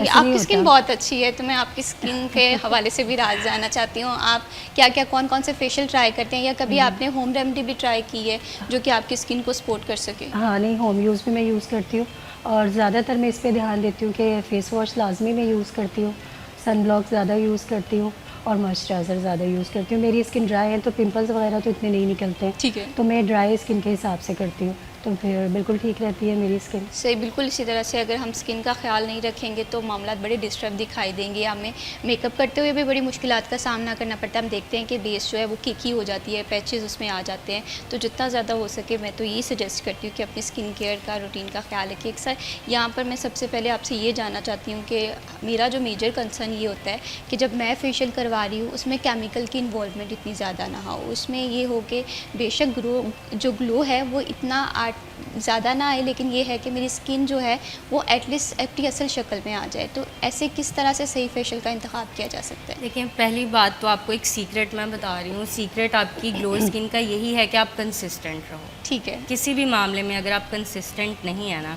तो आप वो ग्लो नहीं लेके आ सकते। आप कहेंगे कि मैं 6 मंथ बाद एक फेशियल ले लूँ, मेरी स्किन के ऊपर ग्लो आ जाए, वो टेम्परेरी ग्लो आएगा, लेकिन वो लॉन्ग टर्म नहीं रहेगा। वो आपका बस 1 मंथ चल जाएगा। हाँ, ज़्यादा से तो ज़्यादा आप फेशियल का कंसिस्टेंट रहें, मतलब कि आपने मंथली फेशियल लेना ही लेना है। इसको एक रूटीन के अंदर शामिल कर लें। फिर उसके बाद हमारे पास प्रॉब्लम आती है कि आप स्किन के अकॉर्डिंग फेशियल लें। ठीक है, ठीक है। अब हमारे पास डिफरेंट स्किन टाइप्स आ जाती हैं। फॉर एग्जांपल हमारे पास स्किन टाइप्स आती हैं ड्राई, एक्स्ट्रा ड्राई आ जाती हैं, नॉर्मल स्किन टाइप्स भी होती हैं, ऑयली स्किन टाइप्स भी होती हैं। उसके अकॉर्डिंग हम फेशियल्स जो है ना सजेस्ट करते हैं। ठीक है। अब जैसे कि कुछ व्यूवर्स हैं जो हमें देख रहे हैं, हर किसी की स्किन टाइप डिफरेंट है। हम किसी को एक क्राइटेरिया, एक मेथड नहीं गाइड कर सकते। तो अगर कुछ व्यूवर्स हैं, अगर वो भी जानना चाहते हैं तो वो हमें पर्सनली भी हमारे पेज के ऊपर भी कांटेक्ट कर सकते हैं। तो उसमें क्या होगा कि हम एक पर्सनलाइज उनको बना के देंगे उसके अकॉर्डिंग कि उनकी स्किन के ऊपर क्या सूट कर रहा है। अब मैं यहाँ पे कोई भी मेथड बता देती हूँ तो वो ज़रूरी नहीं है कि ऑल स्किन टाइप के लिए होगा। उसमें होगा किसी को वो सूट करेगा, किसी को वो सूट नहीं करेगा। फिर हमारे पास इशू क्या आता है कि जब आप 6 माह के बाद या 1 साल के बाद एक फेशियल ले रहे हो ना, तो उसमें आपकी स्किन होती है डिटॉक्स। ठीक है, तो वो रिएक्शन नहीं होता। जब आपकी स्किन डिटॉक्स होती है, आप इतने टाइम के बाद फेशियल लेते हो, तो उसमें रिजल्ट्स में आपको कभी कभार एक्नी वगैरह शो होती है। बिल्कुल, वो आपकी स्किन डिटॉक्स हो रही होती है। जब आप कंसिस्टेंट रहते हैं ना, तो आपको इस तरह का इशू कभी भी नहीं आता। जैसे और मैं अपनी क्लाइंट बात अक्सर करूं, समझता है कि मतलब शायद ये साइड इफ़ेक्ट है, तो ये साइड इफ़ेक्ट नहीं होता। जब आप उस चीज़ को कंसिस्टेंट रखते हैं ना, तो वो आपकी स्किन के अंदर एक ग्लो आना शुरू होता है। ये एक थेरेपी है, आपको इसको कंसिस्टेंट रह के लेनी पड़ेगी। सही, मैं जैसे कि अभी बात कर रही थी ऑफ द रिकॉर्ड कि हम देख रहे थे कि मैंने फेशियल कराया और फेशियल बड़ा अच्छा रहा, एक दिन तक बड़ा ग्लो रहा, लेकिन उसके बाद मैंने महसूस किया कि मेरे फेस पे एक्नी आना शुरू हो गई है। तो कहीं ना कहीं मुझे ये लगा कि नहीं, फेशियल मेरी स्किन के लिए नहीं है, मुझे अब फेशियल नहीं कराना है। तो इनडायरेक्टली फिर ऐसा हुआ कि 1 से 2 महीने हो गए और मैं अभी तक यही सोचती हूँ कि फेशियल जो है वो स्किन को ख़राब कर रहा होता है। और ऐसे सिर्फ मैं नहीं सोचती, बहुत सारे लोगों के साथ जब ये प्रॉब्लम होती है, सेम उनकी भी ये एक थिंकिंग या एक अप्रोच बन जाती है। इसीलिए मैंने ये चीज़ बहुत डिटेल में बताई है कि अगर हमें इस तरह का इशू आता है ना, तो उसके बैक या बिहाइंड द रीज़न ये होता है। हम ब्यूटिशियंस हैं, हम बहुत अच्छे से गाइड कर सकते हैं। एक नॉर्मल पर्सन है, उसके माइंड में सबसे पहले यही बात क्लिक करती है। फिर सेकेंडली क्या होता है कि अक्सर फेशियल्स के बाद आपकी स्किन और डल हो जाती है, ये भी होता है। उसमें क्या होता है कि कि जो आप आफ्टर केयर करते हैं वो आप अच्छे से नहीं करते। अब क्या होता है 24 आवर्स की केयर तो बहुत कंपल्सरी है ना, उसमें आपने फेशियल करवाया, आफ्टर फेशियल आप फ़ौरन से ही कोई सोप नहीं यूज़ कर सकते, कोई भी फेस वॉश नहीं फ़ौरन से यूज़ कर सकते, आप डायरेक्ट हीट में नहीं जा सकते, इवन के जो सनलाइट है आप डायरेक्ट सनलाइट में भी नहीं जा सकते, आप सन ब्लॉक का यूज़ करोगे, आप विदाउट सन ब्लॉक जाओगे वो उसका रिएक्शन आएगा। ठीक है। अभी मतलब आपका फ्रेशली फेशियल हुआ है, आपकी स्किन थोड़ी सी सेंसिटिव पोजीशन पे है, आप एकदम से सन एक्सपोजर के अंदर जाओगे वो टैन हो जाएगी एकदम से। ठीक है। ये होता है। सही, बिल्कुल इसी तरह से ये इन सारी चीज़ों पे बात करना बहुत ज़्यादा ज़रूरी था, क्योंकि ये अक्सर फेशियल करवाते हैं जो लोग, उन्हें ये मुश्किलात का सामना करना पड़ता है। यहाँ पर स्मीना मैं आपसे ये जानना चाहती हूँ कि आजकल हर्बल फेशियल का बड़ा दौर चल रहा है, तो हर्बल फेशियल में तो नहीं ऐसी प्रॉब्लम आती कि ये स्किन टू स्किन वेरी कर रहा होता है? नहीं, हर्बल फेशियल तो सब करवा सकते हैं, बस ये कि अकॉर्डिंग स्किन देखना पड़ता है। अगर एक्नी है तो उसके हिसाब से, अगर ज़्यादा ऑयली है तो उसी हिसाब से, ड्राई है तो उसी हिसाब से करेंगे। ड्राई स्किन है तो हमें वो चीज़ें यूज़ करनी है, क्रीमें जो ड्राई स्किन को सूट करें, तो साइड इफ़ेक्ट फिर नहीं होते। और फिर आफ्टर केयर लाजमी ज़रूरी है, जैसे आपको अक्सर ने बताया कि बाद में हमें केयर लाजमी करनी चाहिए, क्योंकि क्रीमें वगैरह यूज़ हुई होती हैं, तो हमें 24 आवर्स के बाद तक हमें उसकी जो है केयर करनी चाहिए। कोई ऐसी एक्स्ट्रा चीज़ नहीं लगानी चाहिए, कोई क्रीम वगैरह नहीं लगानी चाहिए। बिल्कुल इसी तरह से। और स्किन केयर के हवाले से अक्सर और बात करें फ़ौरन तो कुछ लोग तो होते हैं फेशियल करवाया, मेकअप कर लिया, अब वो पोर्स थोड़े ओपन होते हैं, मेकअप कर लिया, एक्नी फिर फ़ौरन से बनती है। और हमारे यहाँ अगर स्किन केयर को डिवाइड किया जाए तो हमें लगता है कि नाइट क्रीम लगा ली है, सीरम यूज़ कर लिया, यही स्किन केयर है, और फिर हम देखते हैं कि उसके रिजल्ट हमें उस तरह से नहीं मिल रहे होते। अच्छा, हमारे पास टिपिकली ब्राइड्स आती हैं, वो सबसे पहले क्या कहेंगी, उन्हें ये कंसर्न नहीं है कि उन्होंने फेशियल लेना, अपनी स्किन को स्मूथ करना है, ये एक लॉन्ग टर्म प्रोसेस है, ये रियल रिजल्ट्स देता है आपको। वो कहेंगे हमें ना वाइटनिंग क्रीम बता दें। मैं इसके बिल्कुल ख़िलाफ़ हूँ। देखें, आप वाइटनिंग क्रीम्स अगर यूज़ करते हैं उसके अंदर स्टीरॉइड्स होते हैं, ठीक है, तो मैं तो बिल्कुल सजेस्ट नहीं करती। मैं हाँ ग्लो के लिए आपको कुछ सजेस्ट कर सकती हूँ। ठीक है। ग्लो के लिए डिफरेंट टिप्स हैं जो कि जानना बहुत ज़्यादा ज़रूरी है, और तमाम लोग जो कि हमें स्क्रीन के उस पार देख रहे हैं वो भी स्किन को लेकर काफ़ी ज़्यादा उन्हें परेशानी का सामना करना पड़ता है, और ताजगी वाली और चमकदार स्किन हर किसी को चाहिए। इस पर फर्दर अक्सा के नोट्स जानेंगे, लेकिन वक्त है ब्रेक का। स्टे विद अस।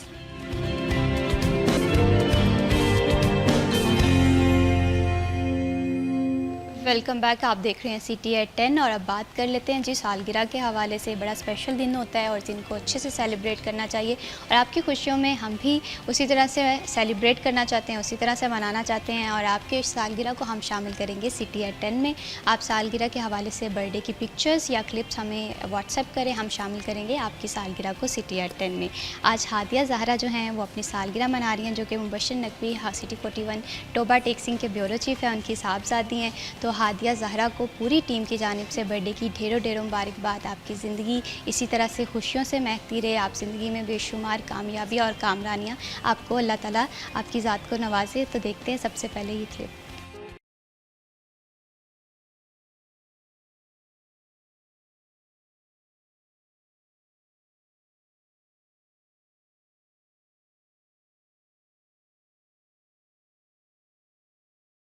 हादिया ज़हरा को एक बार फिर बर्थडे की ढेरों ढेरों मुबारकबाद। बेटियां तो वैसे भी जो वालिदैन हैं उनकी जो आँखों की जीनत होती हैं, आँखों का तारा होती हैं, तो ऐसे में दुआ को हादिया को सिटी 41 की पूरी टीम की जानिब से बर्थडे की ढेरों ढेरों मुबारकबाद। आप हमेशा से इसी तरह से खुशियाँ मनाते रहें, आपकी हर सालगिरह आपके अपनों के साथ इसी तरह से मनाते रहें, और आप ज़िंदगी में बेशुमार कामयाबियाँ हासिल करें। बढ़ाते हैं प्रोग्राम को आगे, और ब्रेक पर जाने से पहले हम बात कर रहे थे जी फेशियल के हवाले से कुछ रूमर्स भी पाई जाती हैं। स्किन केयर करना बहुत ज़्यादा ज़रूरी है। आज के दौर में अगर हम देखें, पोल्यूशन जो है वो हमारी ज़िंदगियों को बड़ा मुतासिर कर रहा होता है, सेहत के मामला भी ख़राब हो रहे होते हैं।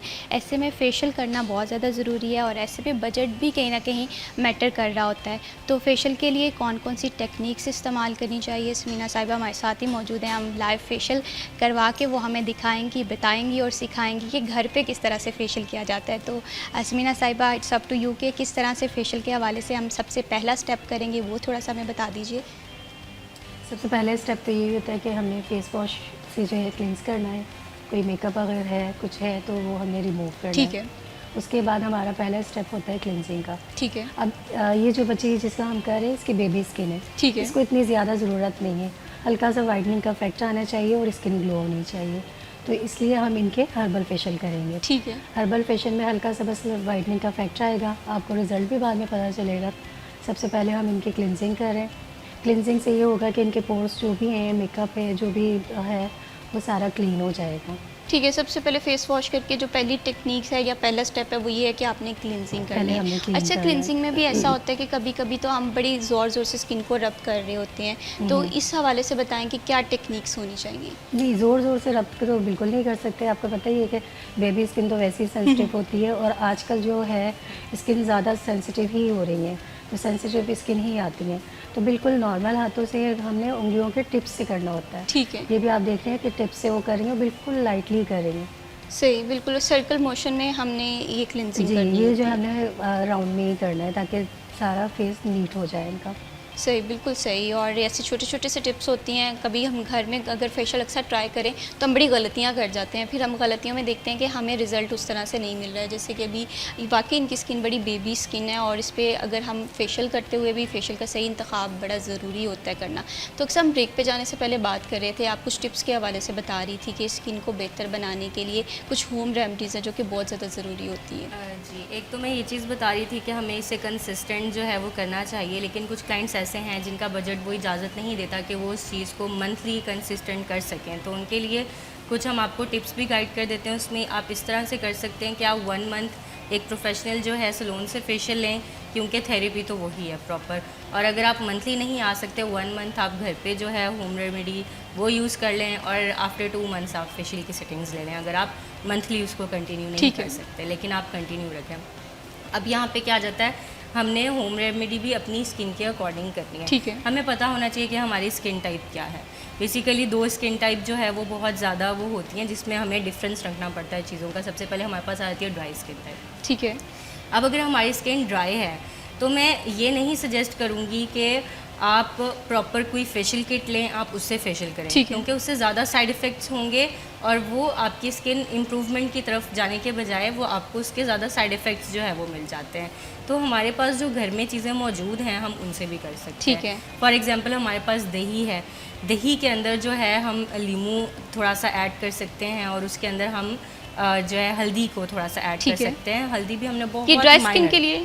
ये ग्लो के लिए। ठीक है, ये अगर आप चाहते हैं कि माइनर सा ग्लो आ जाए हमारी स्किन के ऊपर, स्किन बहुत डल हुई है, तो आप ये रेमेडी यूज़ कर सकते हैं। आप 10 मिनट्स के लिए अपनी स्किन के ऊपर लगाएं इसका मिक्सचर बना के, और उसके बाद आप रिमूव कर दें, आपको फील होगा कि फ़ौरन आपकी स्किन के ऊपर एक ग्लो आ गया। ठीक है। ये कितने दिन हम इस्तेमाल कर सकते हैं, रेगुलरली कर ये सकते हैं? वीक में मतलब एक- कि आप मंथ में एक बार कर लें, और अगर आपको बहुत अच्छा सूट कर रहा है तो आप इसको वीक में 1 टाइम जो है वो कर लें। इससे ज़्यादा मैं सजेस्ट नहीं करूँगी, क्योंकि स्किन को भी एक टाइम देना पड़ता है हमें कि कितने टाइम के बाद हम उसे ट्रीट कर सकते हैं। ठीक है। इससे ज़्यादा हमने स्किन को ट्रीट नहीं करना। ठीक है। और इसी तरह से अगर हम ड्राई स्किन के अगर हवाले हमारे से पास बात ड्राई करें- स्किन आ जाती है तो उसमें हम क्या करेंगे कि उसके अंदर भी हम दही लेंगे, लेकिन दही के अंदर हम डालेंगे शहद। ठीक है। उससे क्या होगा, जो शहद है वो हमारी डिहाइड्रेशन को कंट्रोल करेगा। ओके। ठीक है। डिहाइड्रेशन दही जब हम इसका मिक्सचर करके अपने फेस के ऊपर लगाएंगे तो इससे क्या होगा कि ड्राई स्किन के ऊपर सबसे बड़ा मसला ही आता है कि पैची हो जाती है बहुत ज़्यादा। तो जब आपकी स्किन एक डिहाइड्रेशन को कंट्रोल करेगी तो साथ ही आपकी स्किन ग्लो की तरफ आना शुरू हो जाएगी। अब क्या होता है, लेडीज़ क्या करती हैं, ब्लीच कर लेती हैं। वो जब ब्लीच करते हैं ना तो ब्लीच फ़ौरन से आपकी स्किन को ड्राई कर देती ठीक है। तो ड्राई स्किन के ऊपर तो बिल्कुल भी ब्लीच सूट नहीं करती। सही। और फिर वो क्या करते हैं, ब्लीच यूज़ कर करके अपनी स्किन की लेयर को बिल्कुल बारीक कर बिल्कुल, लेते वो हैं। ख़राब हो और जाती वो है। इतनी सेंसिटिव हो जाती है, जब आप सैलून आके फेशियल्स करवाते हैं वो आपको फ़ौरन रिएक्शन देती है। इतनी सेंसिटिव हुई हुई होती है, कुछ क्लाइंट्स को तो पूरी वेन्स नज़र आ रही होती हैं। बिल्कुल। और स्किन इतनी, और अक्सर इसमें ना नाइट क्रीम का भी बड़ा कसूर है। हम ये देखते हैं night कि नाइट cream क्रीम हर वाकई। कोई और इस्तेमाल जो कर ये रहा है। इतनी ब्लीच ज़्यादा और आप नाइट use क्रीम, करने ये लगे हैं दोनों ना चीज़ें बाकी। हमें अपनी लाइफ से निकाल देनी चाहिए। लेकिन ये दोनों चीज़ें हम बहुत ज़्यादा हाँ, इस्तेमाल लेकिन कर रहे उसमें हैं। क्या हम करें, हमें फौरी रिजल्ट्स मिल रहे हैं, लेकिन बाद में हम अपनी स्किन को वो देखने के काबिल नहीं रहती। अब फॉर एग्जांपल मेरी स्किन है, मैं ब्लीच का इतना यूज़ नहीं करती, मैं ठीक है। फेशियल्स करवाती हूँ और मैं फेशियल्स के अंदर भी ब्लीच को स्किप कर देती हूँ। ठीक है। ठीक है, तो मैं कंसिस्टेंट फेशियल करवा सकती हूँ। अब एक क्लाइंट है, वो कंसिस्टेंट फेशियल करवाना ज़रूरी नहीं है कि वो हर सिटिंग के अंदर पॉलिशर भी ऐड करवाए। ठीक है। वो पॉलिशर को स्किप करवा दे, क्योंकि स्किन सेंसिटिव है उसकी, ड्राई स्किन स्पेशली जो है, क्योंकि ड्राई स्किन को जो है डिहाइड्रेशन की, प्रोटीन की ज़रूरत है। जब हम उसको सिर्फ ब्लीच करते हैं तो वो फ़ौरन से आपकी स्किन को ड्राई कर देता है, तो वो आपकी डिहाइड्रेशन को कैसे कंट्रोल करेगा। तो जिनकी स्किन ड्राई है वो पॉलिशर खुद से कभी भी ना करें। अगर उनको ग्लो चाहिए तो वो ये रेमेडी यूज़ कर सकते हैं, बहुत सेफ साइड रेमेडी आपको ग्लो भी देगी। सही। और इसी तरह से हमने ग्लो के हवाले से भी बात कर ली, ड्राई स्किन के हवाले से भी बात अब कर ली, oily अब skin ऑयली स्किन जो है अब जो हमारे पास ऑयली स्किन है उसके अंदर हम क्या करेंगे, मुल्तानी मिट्टी का यूज़ करेंगे। ठीक है। ठीक है, मुल्तानी मिट्टी हर्बल होनी चाहिए, कोई भी उसके अंदर केमिकल ऐड ना हो। जैसे कि आपने देखा है कि कुछ ब्रांड्स हैं या कुछ कंपनीज हैं जिन्होंने मुल्तानी मिट्टी निकाली होती है, लेकिन उसके अंदर उन्होंने बहुत ज़्यादा केमिकल्स ऐड ठीक किए है। होते हैं। अगर आप चाहते हैं कि हम केमिकल फ्री रह के करें, क्योंकि आपको नहीं पता होता कि आपकी स्किन के ऊपर कौन सा केमिकल रिएक्ट कर जाए। सही। अब हमने भी फेशियल्स करने हैं ना, तो हम हर स्किन के ऊपर हर फेशियल नहीं करते। ठीक है। हम सबसे पहले उनसे पूछते हैं आपकी स्किन टाइप क्या है। ठीक है। फिर उसके अकॉर्डिंग हमने माशाल्लाह डील्स हमारी एक्टिव होती हैं मंडे से लेके थर्सडे तक। ठीक है। तो उसमें हम उन्हें बताते हैं कि ये फेशियल आपकी स्किन को सूट करेगा, और वो आप अगर करवाएंगे तो आपको अच्छा ग्लो मिलेगा। ठीक है। तो वो फिर आपको अच्छे रिजल्ट्स मिलते हैं। अगर हम होम रेमेडी की तरफ आते हैं तो उसमें हम ये करेंगे कि मुल्तानी मिट्टी हम लेंगे, बिल्कुल सही। और उसके अंदर फिर हम पानी नहीं डालेंगे, हम उसके अंदर डालेंगे रोज़ वाटर। ठीक है। रोज़ वाटर आप डाल लें, और खीरे का पानी जो होता है ना वो ठीक आप है। मिक्स करके वो मिक्सचर बनाएं और वो आप 10 मिनट्स के लिए लगाएं। उसके लिए क्या होगा कि आपके जो पोर्स हैं वो श्रिंक हो जाएंगे, जो आपका ऑयल है वो कंट्रोल हो जाएगा। ठीक है। और वाकई ये टिप्स बड़ी आसान भी हैं, अगर हम देखें ना, कहते हैं कि स्किन केयर फॉलो करने के लिए सबसे बड़ी अच्छी हेक्टिक बात है रूटीन इसका कोई होती है। साइड इफेक्ट नहीं है।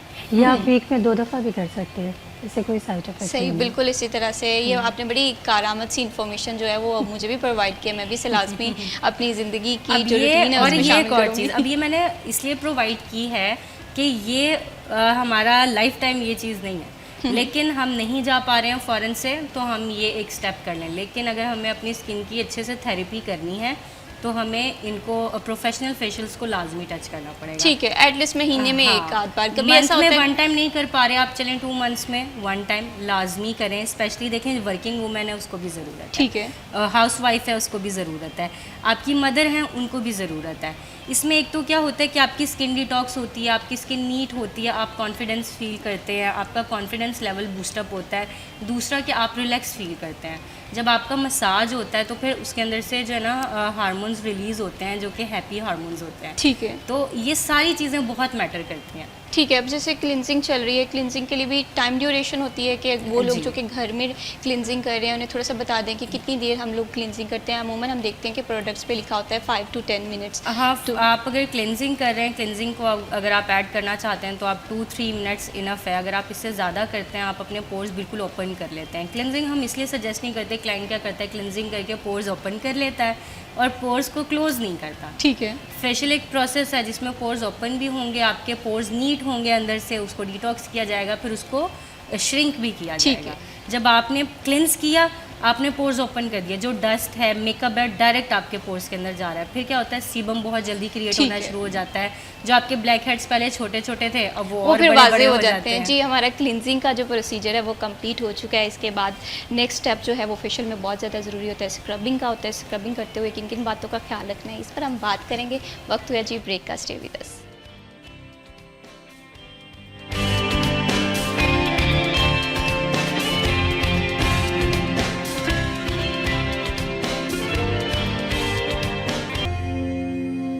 वेलकम बैक जी, आप देख रहे हैं सिटी एट 10 और ब्रेक पे जाने से पहले हम बात कर रहे थे हर्बल फेशियल के हवाले से। नो डाउट बहुत सारे लोग हैं जो कि अपने ज़िंदगी में केमिकल्स को शामिल नहीं करना चाहते। ज़िंदगी जाहिर सी बात है केमिकल स्किन्स को बहुत तरह से डैमेज कर रहे होते हैं। ऐसे में हर्बल फेशियल जो है वो इंसान की ज़िंदगी में भी बहुत ज़्यादा ज़रूरी है। फेस पे ग्लो भी आ जाता है। हमने जो फर्स्ट स्टेप था स्मीना साहिबा जो कि क्लिनजिंग का था वो हमने कंप्लीट कर लिया है। अब सेकंड स्टेप जो है वो, अगर मैं गलत नहीं हूँ, वो स्क्रबिंग का है। स्क्रबिंग करते हुए किन किन बातों का ध्यान रखना चाहिए और क्या स्क्रबिंग में भी वेरिएशन होती है कि कौन कौन सा स्क्रब आपकी स्किन के अकॉर्डिंग है? हाँ, उसमें भी होती है, स्किन के हिसाब से होती है। अब जैसे आपके एक्नी है तो हमने बिल्कुल लाइट स्क्रबिंग करनी है, और जब सेंसिटिव स्किन होती है तो उस पर भी ऐसे बिल्कुल लाइट करनी है। पिगमेंटेशन होती है तो फिर उस पर थोड़ा सा करना पड़ता है, उस पर ज़रा हार्ड होता है तो उस पर हमने दूसरा स्क्रब करना होता है। अब इनके जो हमने नॉर्मली स्क्रब करना है, इनके स्क्रबिंग हो रही है, उससे स्किन जो है ज़्यादा नीट होगी। उसके बाद जो है ना हमने स्किन इनकी नॉर्मल करनी है। ठीक है। नॉर्मल जो हमने करनी होती है वो फिर टोनर वगैरह से करनी होती है, वो उसके बाद ये स्टेप करेंगे। पहले स्क्रबिंग होगी, उसके बाद टोनर यूज। ठीक है, उसके बाद टोनर अप्लाई करेंगे। क्योंकि स्किन को हमने बैलेंस भी तो करना है ना, क्योंकि इससे तो अभी हमारे पोर्स समझे ओपन हो रहे हैं ना, और फिर क्लीन हो रहे हैं। ठीक है, सही, बिल्कुल इसी तरह से स्क्रबिंग करते हुए भी ये बातें थी जो कि आपको मद्देनज़र रखनी है घर पे अगर आप फेशियल ट्राई करें। अक्सर हम लोगों ने डिफरेंट स्किन केयर के हवाले से बात की। अगर अब मौजूदा सिचुएशन के हवाले से बात करें, बहुत सारे लोगों की शादियों के सीज़न का आगाज़ हो रहा है, ब्राइड टू बी जो हैं वो स्किन केयर उस तरह से नहीं करती हैं, तो उस हवाले से उन गर्ल्स को क्या टिप देना चाहेंगे आप? ब्राइड्स के लिए भी मैं टिप्स देती हूँ आपको। और सबसे पहले मैं एक चीज़ आपको बताना चाहूँगी कि आपने अभी बताया कि हम केमिकल से किस तरह से दूर रह सकते हैं। सबसे बड़ा केमिकल हम खुद इस्तेमाल कर रहे हैं, ठीक है। जो एक नॉर्मल पर्सन है, सबसे बड़ा केमिकल और बहुत गलत तरीके से वो खुद इस्तेमाल कर रहे हैं। सही, वो कैसे? वो कैसे कि आप, मैंने पहले अभी आपको बताया कि पॉलिशर है, ब्लीच पाउडर फॉर एग्जांपल है, आप कहीं से भी किसी भी कंपनी का ले आए हैं, आपको नहीं पता उसकी क्वांटिटी आपकी स्किन के अकॉर्डिंग कितनी डलनी है, ठीक और है। उसके अंदर आपने कुछ और भी मिक्स करना है अपनी स्किन के अकॉर्डिंग या नहीं करना, ठीक है। अब ड्राई स्किन है वो नहीं बियर करेगी। फॉर एग्जांपल अगर हमें भी डिमांड करता है क्लाइंट पॉलिशर का, हम उसके अंदर 2-3 और जो है वो चीज़ें मिक्स करते हैं अकॉर्डिंग उनके स्किन को देख के कि उनका स्किन का टेक्सचर क्या है और स्किन टाइप क्या है। वो आपने डायरेक्ट इस्तेमाल किया। अब आपने मतलब फॉर एग्जांपल वो बहुत कम क्वांटिटी यूज़ करनी थी, आपने उसकी डबल क्वांटिटी यूज़ कर ली। आपकी स्किन वहाँ पे भी मतलब आप हाई केमिकल ट्रीट कर रहे हो क्योंकि आपको नॉलेज नहीं है उस प्रोडक्ट का। हमें उस प्रोडक्ट का नॉलेज है, हम आपकी स्किन रिपेयर कर रहे हैं। जो एक ब्यूटिशियन है उसका काम है स्किन को रिपेयर करना, तो वहाँ पे आपको केमिकल का डर नहीं होना चाहिए। आपको केमिकल का डर वहाँ होना चाहिए जहाँ आपको नहीं पता कि आपने ये प्रोडक्ट किस तरीके से इस्तेमाल करनी है, कितने टाइम के लिए इस्तेमाल करनी है।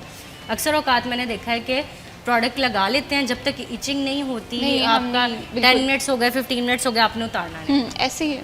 आपका स्किन का लेवल, आपका पीएच लेवल इतना डाउन हो जाता है, वो आप बैलेंस करने के लिए आपको इतना ठीक है। टाइम यहाँ लग पर जाता अक्सर है। यही चीज़ भी मैंने देखी है, बहुत सारे लोग जो ब्लीचिंग पाउडर है वो जानबूझ के ज़्यादा डालते हैं कि अगर हम क्रीम में ज़्यादा पाउडर डालेंगे तो ज़्यादा ग्लो हाँ, आएगा। तो वही तो बता रही हूँ कि आप ब्यूटिशियन से ना डरें, आप जो खुद अपने हाथों कर रहे हैं ना, आप उस चीज़ से डरें कि आपको जिस चीज़ का नॉलेज नहीं है आप वो यूज़ कर रहे हैं। और फिर क्या होता है, इतना इतना डैमेज करके फिर वो आते हैं हमारे पास और कहते हैं एक सिटिंग के अंदर हमें रिजल्ट मिलना चाहिए। तो वी आर नॉट मैजिशियंस, ठीक है। हाँ, हम आपको एक चीज़ है, उसकी आर्ट है, हमारे पास साइंस है, हमें प्रॉपर उस तरीके से चलना पड़ेगा।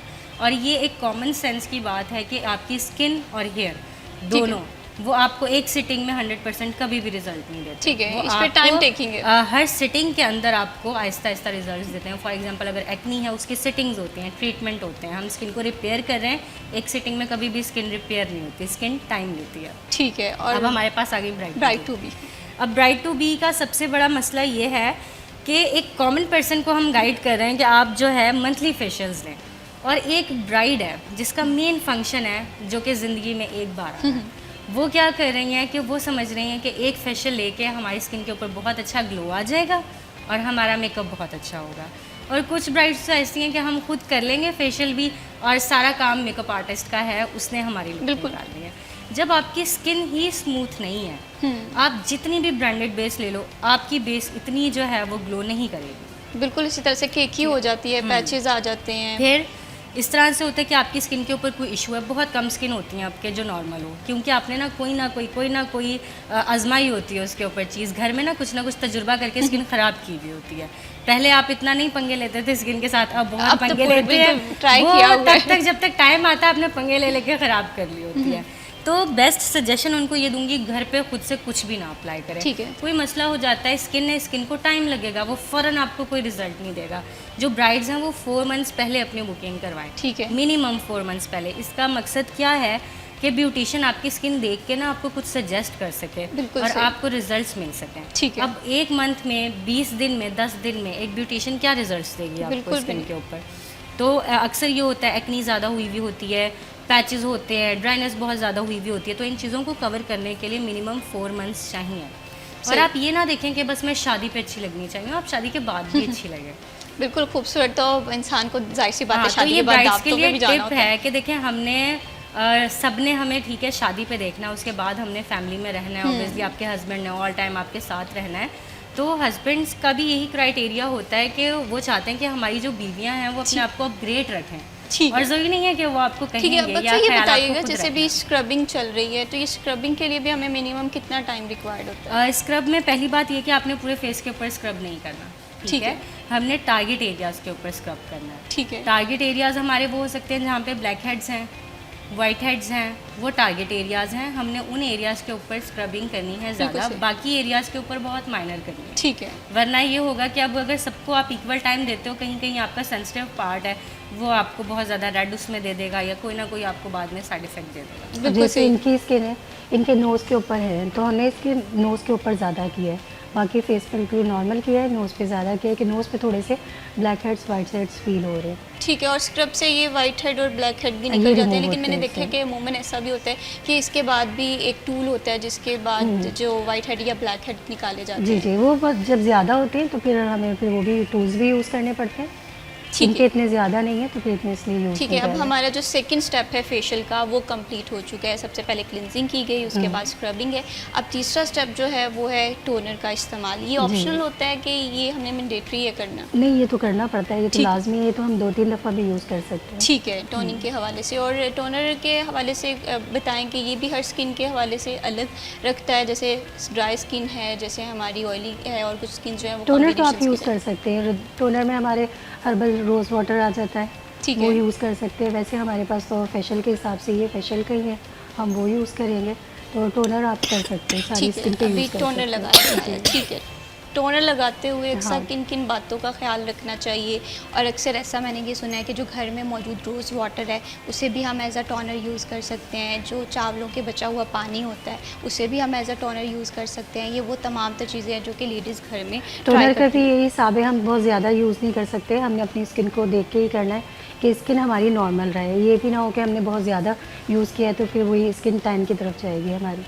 ठीक है, सही। अब ये टोनर लगा हमारे लिया। पास ऑयली tapping स्किन करो है, तो। ऑयली स्किन के Tapping ऊपर जो करो। है आप डेली भी टोनर यूज़ कर सकते हैं। अगर आपकी स्किन ड्राई है तो टोनर आप ठीक इतना कंसिस्टेंट नहीं यूज़ करेंगे। बिल्कुल। और दूसरा मेरा सवाल ये था कि जैसे घर में भी टोनर इस्तेमाल किए जाते हैं चावलों से बचे हुए पानी से और रोज़ वाटर को भी, तो ये क्या सही प्रैक्टिस है या नहीं, इस पे बात करेंगे। वक्त है जी ब्रेक का, स्टे विद अस।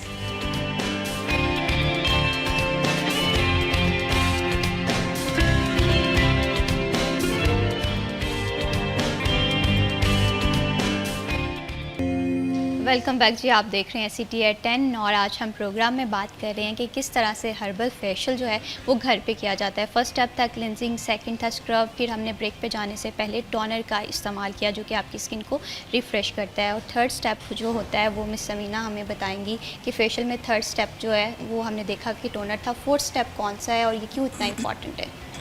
अब हमने सारा काम कर लिया, इनके पोर्स भी नीट हो गए। ठीक है। उसके बाद अब हमने मॉइस्चराइज़ करनी है इनकी ठीक है। स्किन, उसके लिए हम मसाज क्रीम यूज़ कर सकते हैं, मसाज कर सकते हैं। अभी इनके मसाज हो रहा है, ठीक है, ओके। इससे स्किन पे ग्लो आएगा और स्किन बैलेंस भी होगी और मॉइस्चराइज भी होगी। ठीक है, जाहिर सी बात है कुछ लोगों की स्किन इतनी ड्राई होती है उसमें, और वैसे भी जब हम फेशियल का इस्तेमाल कर रहे होते हैं, डिफरेंट क्रीम जो है वो हमारे चेहरे पे लग रही होती है, तो स्किन में ड्राइनेस हमें महसूस हो रही होती है, चाहे स्किन हमारी ऑयली भी है, फिर भी ये एक फैक्टर हमें रियलाइज़ हो रहा होता है। अक्सर आप बात करते हैं सेंसिटिव स्किन वालों की। सेंसिटिव स्किन जो है मुझे लगता है कि ये सबसे ज़्यादा तंग करती है। आप बगैर केमिकल के भी कोई चीज़ इस्तेमाल कर रहे हैं, आप देखती होंगी कि आइज़ में इचिंग होना स्टार्ट हो जाती है, फेस पे इचिंग होना स्टार्ट हो जाती है। तो सेंसिटिव स्किन वाले लोग इस चीज़ को किस तरह से देखें, क्योंकि जाहिर सी बात है स्किन केयर तो उन लोगों ने भी करनी है। इसका मैं आपको बहुत अच्छे से डिटेल में बताती हूँ, क्योंकि जो मेरी खुद स्किन है ना वो बहुत सेंसिटिव है और प्लस ड्राई है। इस तरह की स्किन के ऊपर ये होता है कि आप कोई भी केमिकल रैंडमली नहीं यूज़ कर सकते, इवन कि आप कोई भी फेशियल भी नहीं करवा सकते। आपको पता है आपकी स्किन सेंसिटिव है, आपको कैसे पता लगेगा कि आपकी स्किन सेंसिटिव है?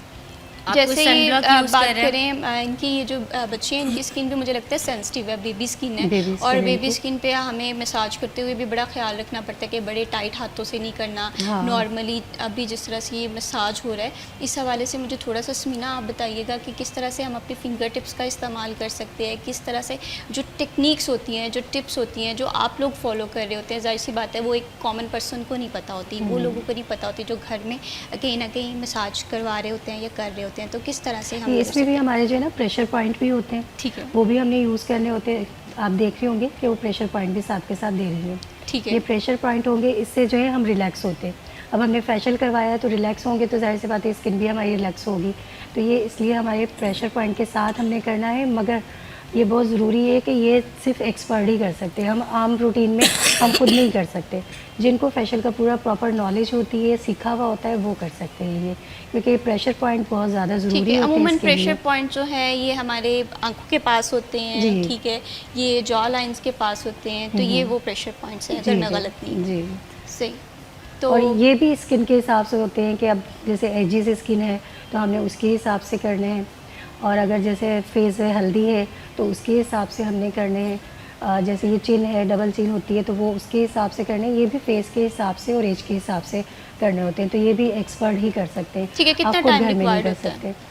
इसका भी ये होता है 15 से 20 मिनट होते हैं। ठीक है, अगर हम सम अप करें एक फेशियल प्रोसीजर को, तो मुझे लगता है कि 1 घंटे में ये सारी चीज़ें हम घर हाँ, में 1 इजीली से कर 1.5 सकते घंटा हैं। इनफ होता है, क्योंकि मास्क भी लगता है। मास्क में ये कि 10-15 मिनट हमने उसको ड्राई करने के लिए भी लगाना होता है, तो वो टाइम भी फिर इंक्लूड होता है। तो 1 से 1.5 घंटा काफ़ी सही, होता बिल्कुल। है। इसी तरह से मसाज जो है वो घर पे भी कर सकते हैं, लेकिन टिप्स जो है वो फॉलो करना बहुत ज़्यादा ज़रूरी होता है। अक्सर हम बात कर रहे थे सेंसिटिव स्किन्स वालों के लिए कि किस तरह से वो अपनी स्किन को बेहतर कर सकते हैं।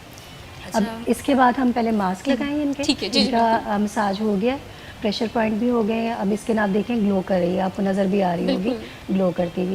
इसके बाद हमने अब इनका मास्क लगाना ठीक है, मास्क लगा रहे हैं और ये सारा स्किन को बैलेंस करेगा। ठीक है। और मास्क। इसके फ़ायदे क्या क्या हैं बैलेंस के ये साथ साथ? बैलेंस करेगा, जो भी हमारे पोर्स ओपन हुए थे उसको सबको क्लोज करेगा, स्किन को रेस्ट मिलेगी और मॉइस्चराइज ठीक है। अब यहाँ से मास्क के हवाले से मुझे एक बात याद आई कि कोई कूलिंग इफेक्ट वाले मास्क भी होते हाँ, जी, हैं, जी। तो वो जब हम लगाते हैं तो उसके बाद ना स्किन पे सेंसिटिविटी होना शुरू हो जाती है, एक जलन का एहसास होना शुरू हो जलन जाता का है। एहसास नहीं होता, वो सेंसिटिव जो स्किन होती है तो वो कूलिंग महसूस होती है। वो कूलिंग को हम लोग समझते हैं कि जलन हो रही है, इचिंग हो रही है हमें। तो इस चीज़ से इसका क्या तरीकाकार है कि इसे किस तरह से हम कर सकते हैं? फॉर जाहिर सी बात है वक्ती तौर पे तो हमें ये इफेक्ट फील होगा, लेकिन कुछ लोगों को इस तरह से होता है 1 से 2 घंटे तक ये एहसास हो रहा होता है, तो ऐसे में क्या एहतियात की जा सकती है? उसके लिए हमारे पास जेल्स वगैरह होती हैं, सीरम्स होते हैं, वो हम साथ के साथ उनको अप्लाई करते हैं मास्क के साथ, तो फिर उससे इतना नहीं फील होता। सही। और इस मास्क को हम कितनी देर लगाएंगे जब तक ये ड्राई हो जाएगा? जब तक ये ड्राई हो जाएगा, ठीक कम है। से कम 10 मिनट काफ़ी है इसके। ठीक है। अक्सर मैं यहाँ पर आपसे ये जानना चाहती हूँ, अब जैसे मास्क के हवाले से भी थोड़ा सा आप बता दीजिए कि इसके फ़ायदे क्या होते हैं, और सेंसिटिव स्किन हवालों के हवाले से हम बात कर रहे थे। बिल्कुल जाहिर सी बात है, ये मौसम की जो सिचुएशन है ना, ये कहीं ना कहीं सब लोगों को मुतासिर कर रही होती है। तो समीना, मैं आपसे ही जानना चाहती हूँ कि इस चीज़ को हम किस तरह से कर सकते हैं सेंसिटिव स्किन वाले जो है? सेंसिटिव स्किन के लिए ये है कि हमें बहुत ज़्यादा ध्यान रखना पड़ता है, वैसे ही फेस के हिसाब से ही हमें चीज़ें यूज़ करनी पड़ती हैं। अब हम नॉर्मल रूटीन में मैंने आपको बताया कि 3 चीज़ें आपने लाजमी ही यूज़ करनी है। एक फेस वॉश हो गया, आपका सन ब्लॉक हो गया और मॉइस्चराइज़र हो गया।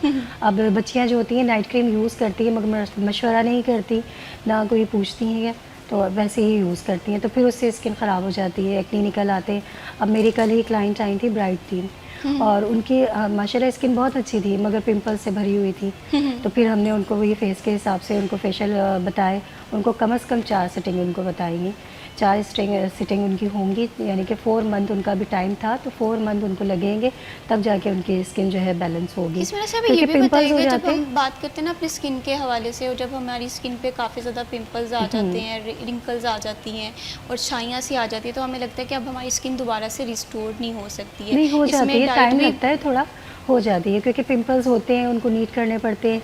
फिर जब पिंपल थोड़े ठीक होते हैं उसके बाद आपके निशान पड़ जाते हैं, वो उस निशान को हमें केयर करनी पड़ती है, उसके लिए हमें सारे ट्रीटमेंट करने पड़ते हैं। आहिस्ता आहिस्ता निशान ख़त्म होते हैं, तो तब जाके स्किन सेट होती है। ठीक है। और अब मास्क जो है वो हमारा फेशियल का ये लास्ट स्टेप होता है। लास्ट तो ये है कि हमने अभी इसके बाद सन ब्लॉक लगाना है, क्योंकि अब ये डायरेक्ट बाहर जाएंगी, धूप में जाती हैं, तो वो हमारा फेशियल का रिजल्ट फ़ौरन ख़त्म हो जाएगा। ठीक है। बल्कि उससे साइड इफ़ेक्ट होंगे, डल स्किन हो जाएगी। अगर ऑयली स्किन है तो फ़ौरन एक्ने निकलेगी। ठीक तो ये है। लास्ट स्टेप हमने बैल्सिंग जो है, बैल्सिंग हो गया या सन ब्लॉक हो गया, वो हमने लगाना है इनकी। ठीक है। अगर हम आज के रूटीन के हवाले से बात करें तो सबसे ज़्यादा जो कॉमन इश्यूज़ ख़वातीन को आ रहे होते हैं वो ये होते हैं कि एक्नी आ रही है, स्किन ड्राई हो रही है, जिनकी कॉम्बिनेशन स्किन है, उन्हें ये नहीं पता चलता कि कौन सा फेशियल करना ज़रूरी है, कौन सा फेशियल नहीं करना फेशियल के ज़रूरी साथ साथ हमें अपने डाइट का भी ख्याल रखना पड़ता है। ब्राइड्स जो होती हैं अक्सर जब शॉपिंग करती हैं तो वो फिर खाना पीना भूल जाती हैं, ना खाने का ध्यान होता है, ना इस चीज़ का ध्यान होता है कि हमने टाइमिंग पे हर चीज़ लेनी है, कोई जो है केयर भी करे, कोई जूसेस वगैरह बिल्कुल पिए। इसी तरह से ज़िंदगी में ना डाइट बहुत ज़्यादा ज़रूरी पानी होता का है, और हम बहुत ख्याल इन रखें। सारी पानी चीज़ों जो को विंटर में neglect हम कर जो रहे है होते हैं। पानी बिल्कुल नहीं पीते, तो पानी से भी स्किन ड्राई बिल्कुल होती इसी है तरह हमारी। से। और स्किन ड्राई होती है तो फिर पैचेस बनते हैं बिल्कुल skin इसी पे। तरह से ये तमाम तर चीज़ें जो हैं जी हर्बल फेशियल के हवाले से आज हमने प्रोग्राम में बात की है और आई होप सो कि आप इस चीज़ को घर पे भी ट्राई करेंगे और अपनी स्किन का बहुत ज़्यादा उम्मीद ख्याल रखेंगे। करेंगे। बहुत शुक्रिया अस्मीना साहिबा for joining us in this programme.